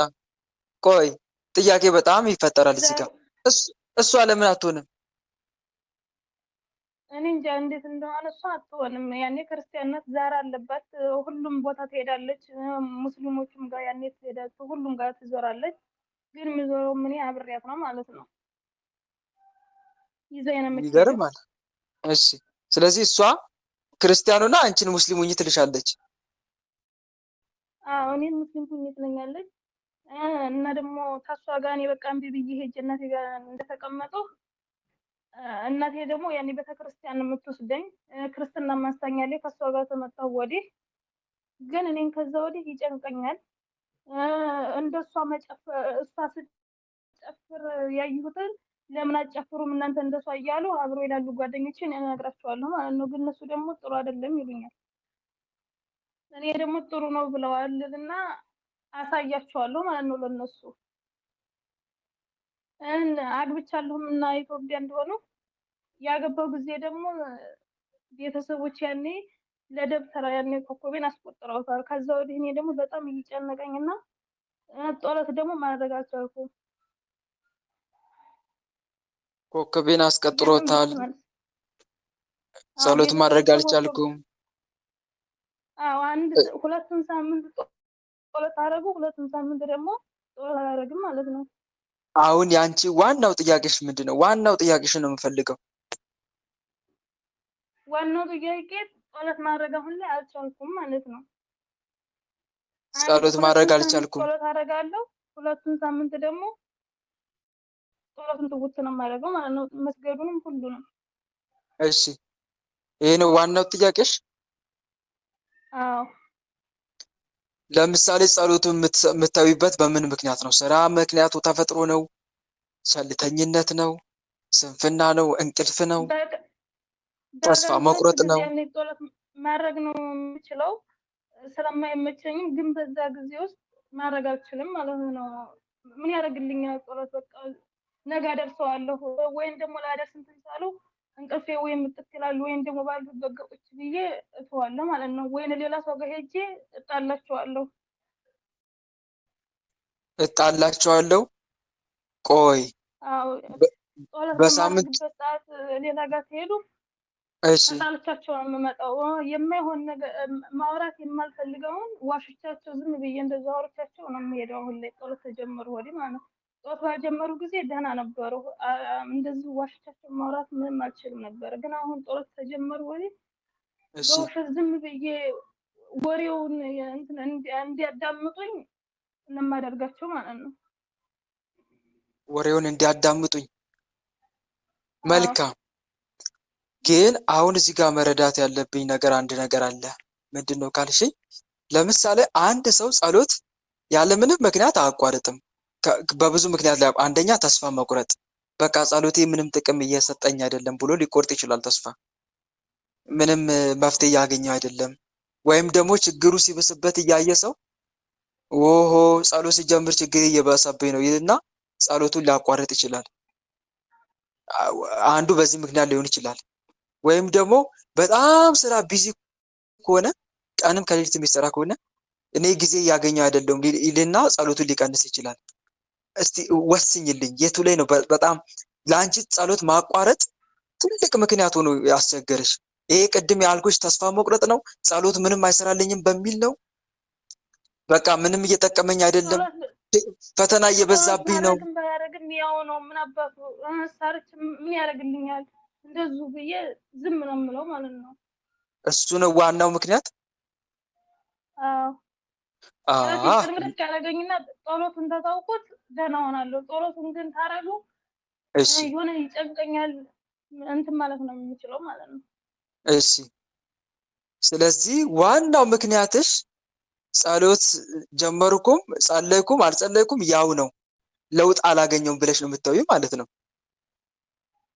አዎ መልካም፣ እንደዛ ብስቶች ሰኝልኝ አሪፍ ነው። እዚህ ጋር መረዳት ያለብሽ ነገር አለ እህቴ። አንደኛ ትዕግስት ይፈልጋል ጸሎት። የጸሎት ለውጥ እኮ የምናገኘው በጀመርንለት አይደለም። አንድ ለምን ከጸሎት ውጤት የምናገኘው እንዴት መሰላችሁ? አንደኛ ጸሎታችን ጊዜ ማስቆጠር አለበት። ግልጽ ነው አይደለ? ምን መሆን አለበት? ምን መሆን አለበት? ጊዜ ማስቆጠር አለበት። መርዘም አለበት። እንደ አባቶቻችን ለተወሰነ ጊዜ ለረጅም ጊዜ ጸንተ በመታገስ ለፍጻሜ የማታደርሰው እቅድ ፍሬ ቢስ ነው ይላሉ። ረጅም ጊዜ የማይወስድ ማንኛውም መንፈሳዊ ልምምድ ፍሬ ቢስ ነው ይላሉ። አንድ ረዘም ማለት አለበት። ሰው 2 ቀን 3 ቀን ጸልዮ አይጭ እያለ የሚተው ከሆነ ጸሎቱ ፍሬ አያገኝም። አንድ ከምንም በላይ ደግሞ ልንገራችሁ፣ ንስሐ መግባት። ምን አልኳችሁ? ንስሐ መግባት። አዎ እዛ ላይ ነው መጀመሪያ ጸሎታችን የሰመረ እንዲሆን በስቴፕ ልምጣላችሁ ብዬ ነው።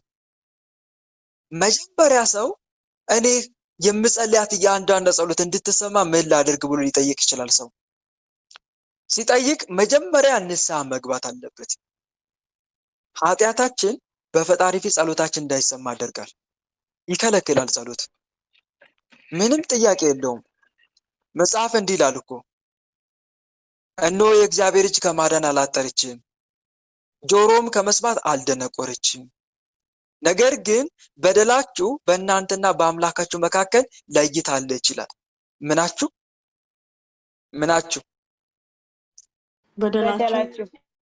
በደላችሁ በእናንተና በአምላካችሁ መካከል ለይታለች፣ እንዳይሰማም ኃጢአታችሁ ፊቱን ሰውሮታል ይላል። ስለዚህ በደል የማንን ፊት ይሰውራል? የማንን ፊት? የፈጣሪን ፊት ይሰውራል። ስለዚህ በደላችን ፊቱን እንዳይሰውር ምን ማድረግ አለብን? ንስሐ መግባት መቻል አለብን። ስለዚህ ጸሎቴ የተሰማ እንዲሆን ንስሐ ግባ። የመጀመሪያ ንስሐ ገብተንስ ከኃጢአት መራቅ። አንዳንድ ሰው ንስሐ ገብቶ ከኃጢአት አይርቅም። እንደው ለስም ብቻ ነው የተናዘዘው እንጂ ከኃጢአት የራቀ ህይወት ግን የለውም። ከኃጢአት ራቅ፣ ከክፉ ሽሽ ይላል መጽሐፍ መዝሙረ ዳዊት መዝሙር 36 ከክፉ ሽሽ፣ መልካምንም አድርግ፣ ሰላምን እሻ፣ ተከተላትም። የእግዚአብሔር ዓይኖች ወደ ጻድቃን ጆሮዎችም ወደ ጩኸታቸው ናቸውና ይላል አይደል? መታሰቢያቸውን ከምድር ያጠፋ ዘንድ ግን የእግዚአብሔር ፊት ክፉን በሚያደርጉ ላይ ነው። ጻድቃን ጮኹ፣ እግዚአብሔርም ሰማቸው፣ ከመከራቸውም ሁሉ አዳናቸው ይላል መዝሙር 33 ላይ። ስለዚህ የመጀመሪያው ስራ ንስሐ መግባት እና ንስሐ ገብቶስ ምን ማድረግ? ከኃጢአት መራቅ። ከኃጢአት መራቅ። ከኃጢአት ለመራቅ ምን እናድርግ? ወደ ኃጢአት ከሚገፋፋ ነገር ራስን አርቅ። ወደ ኃጢአት የሚገፋፋ ነገር አለ አይደል? በተለይ ሶሻል ሚዲያ ነው ብዙውን ጊዜ ታጥበን ጭቃ የሚያደርገን አይደል? እውነት ውሸት? ብዙዎቻችንን ታጥቦ ጭቃ የሚያደርገን ምንድን ነው? እሱን የሚያበላሸን ምንም በቃ ንቅንቅ እንዳንል መንፈሳዊ ህይወታችን እንዳድግ ያደረገን ብዙውን ጊዜ ሶሻል ሚዲያ የታወቀ ነው። በተለይ ቲክቶክ እማምላክ እሱን ያጨማለቀን በእውነት ይሄ ወደ ኃጢአት ከሚገፋፋን ረገን ራሳችን ማራቅ። ይሄ ሶሻል ሚዲያ ላይ ጊዜን አታጥፋ። ይልቁንም በመዝሙረ ዳዊት ራስን በተመስጦ አስከብብ። ጥልቅ ተመስጦ ውስጥ ግባ። መዝሙረ ዳዊት እየጸለይክ ደስ ይላል እኮ መዝሙረ ዳዊትን መጸለይ። በእውነት ነፍሴ ወደ ሕያው አምላክ ተጠማች እያልክ በጥልቅ ተመስጦ ውስጥ ጊዜን አሳልፍ። ወደ አምላክ ገስግስ። በጸሎት በመዝሙረ ዳዊት ራስን አስከብብ። ጓደኛ ደግሞ ምረጥ። ከጓደኛ ጋር ደግሞ ስትውል መንፈሳዊ ነገር አውራ። ይህ ዝባዝንኬ ነገር ከማውራት መቆጠብ። አንደበትን ከክፉ ከልክል የሌለ ከንፈሮችም ሽንገላን እንዳይናገሩ ይላል እኮ። ልጆቼ ኑ ስሙኝ፣ እግዚአብሔርን መፍራት አስተምራቸዋለሁ። ሕይወትን የሚፈቅድ ሰው ማን ነው? በጎንም ዘመን ለማየት የሚወድ አንደበትን ከክፉ ከልክል ይላል። ስለዚህ ጓደኛ ምረጡ። እናም ደግሞ ስታወሩ መንፈሳዊ የሆኑ ነገሮችን አውሩ እና በእንደዚህ መንገድ ራስን ታስከባለህ፣ ከኃጢአት ርቀህ። ከዛ ጸሎትን ጸልይ። ጸሎት ደግሞ መዝሙረ ዳዊት ቋሚ ነው ብያቸዋለሁ። እሱ ቋሚ፣ እሱን እየጸለይክ ከውዳሴ ማርያም ጋር በቋሚነት ሳታቋርጥ መጸለይ። ደግሞ ማቋረጥ የለብንም። አታቋርጥ። ሰኞ ጸለየ ማክሰኞ አለመጸለይ ምንድን ነው? ሮብ ጸለየ ሐሙስ አለመጸለይ ጉድ! ይሄ እኮ ማፍረስ መገንባት እኮ ነው። ወይም ደግሞ ድስቱን ከእሳት ላይ ማውረድ እንደገና መጣድ፣ ማውረድ መጣድ ይመስላል? ንገሩኝ እስቲ ይመስላል? አይመስልም። እንደዛ እኮ ማለት እኮ ነው። ሰኞ ስትጸልይ ጣድከው ማለት ነው ድስቱን። ማክሰኞ ስታቋርጥ አወረድከው፣ የጣድከው ድስት መልስ አወረድከው። ሮብ ደግሞ ስትጸልይ እንደገና ጣድከው። ታዲያ መቼ ነው የሚበስለው? አይበስልም። አንዴ ለብ ይላል፣ አንዴ እንደገና።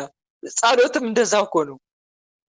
ሰኞ ጸልይ ማክሰኞ ማትጸልይ ከሆነ ሮብ ጸልይ በጣም ይራዘማል ምላሹ ማለት ነው።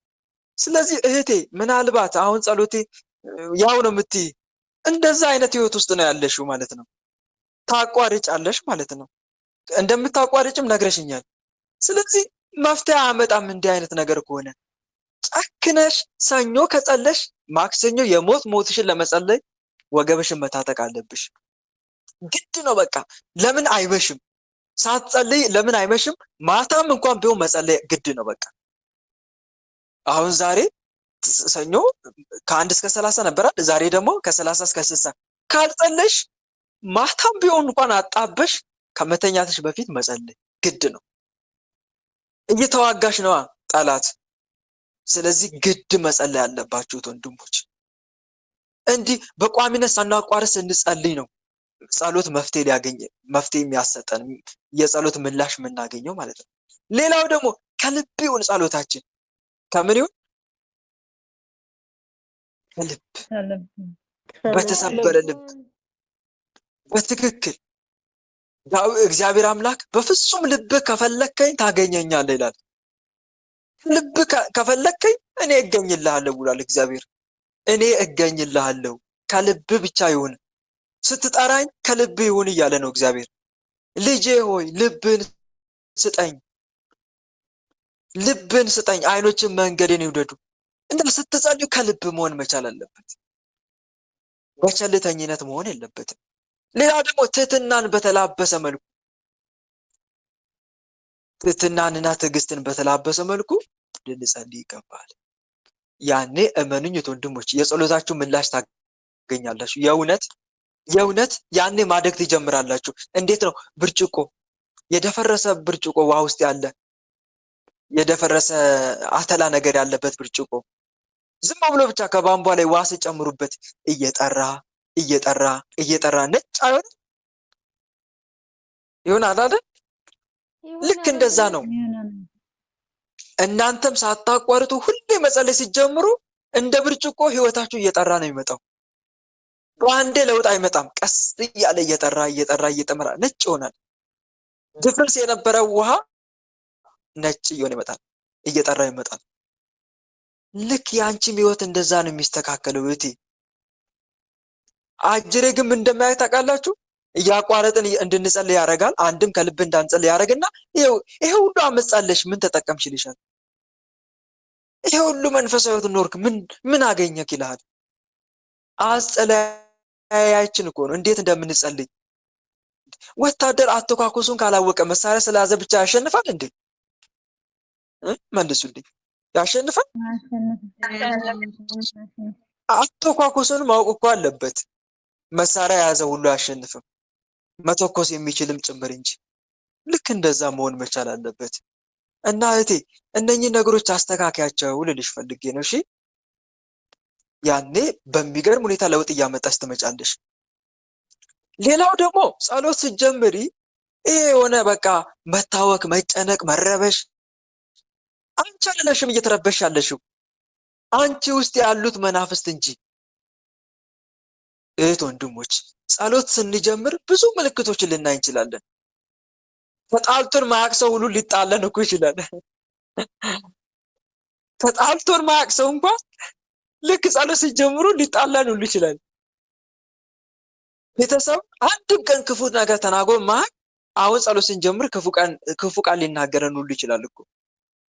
አሞን ማያቅ ህመም ሊያምን እኮ ሁሉ ይችላል ጸሎት ስንጀምር። ግን ወንድሞች እንዲህ አይነት ምልክት ስታዩ የተረበሽነው እኛ አይደለንም፣ ጸሎቱ አይደለም እኛን የረበሸን፣ ጸሎቱ ስራ እየሰራ ነው ማለት ነው። እስቲ ድስት ላይ በድስት ውሃ ጣዳችሁና ውሃው መፍላት ሲጀምር ምን ይላል? ድምፅ አሰማም? ያሰማል አይደል? ስለዚህ እሳቱ ለውጥ ሳያመጣ ቀርቶ ነው?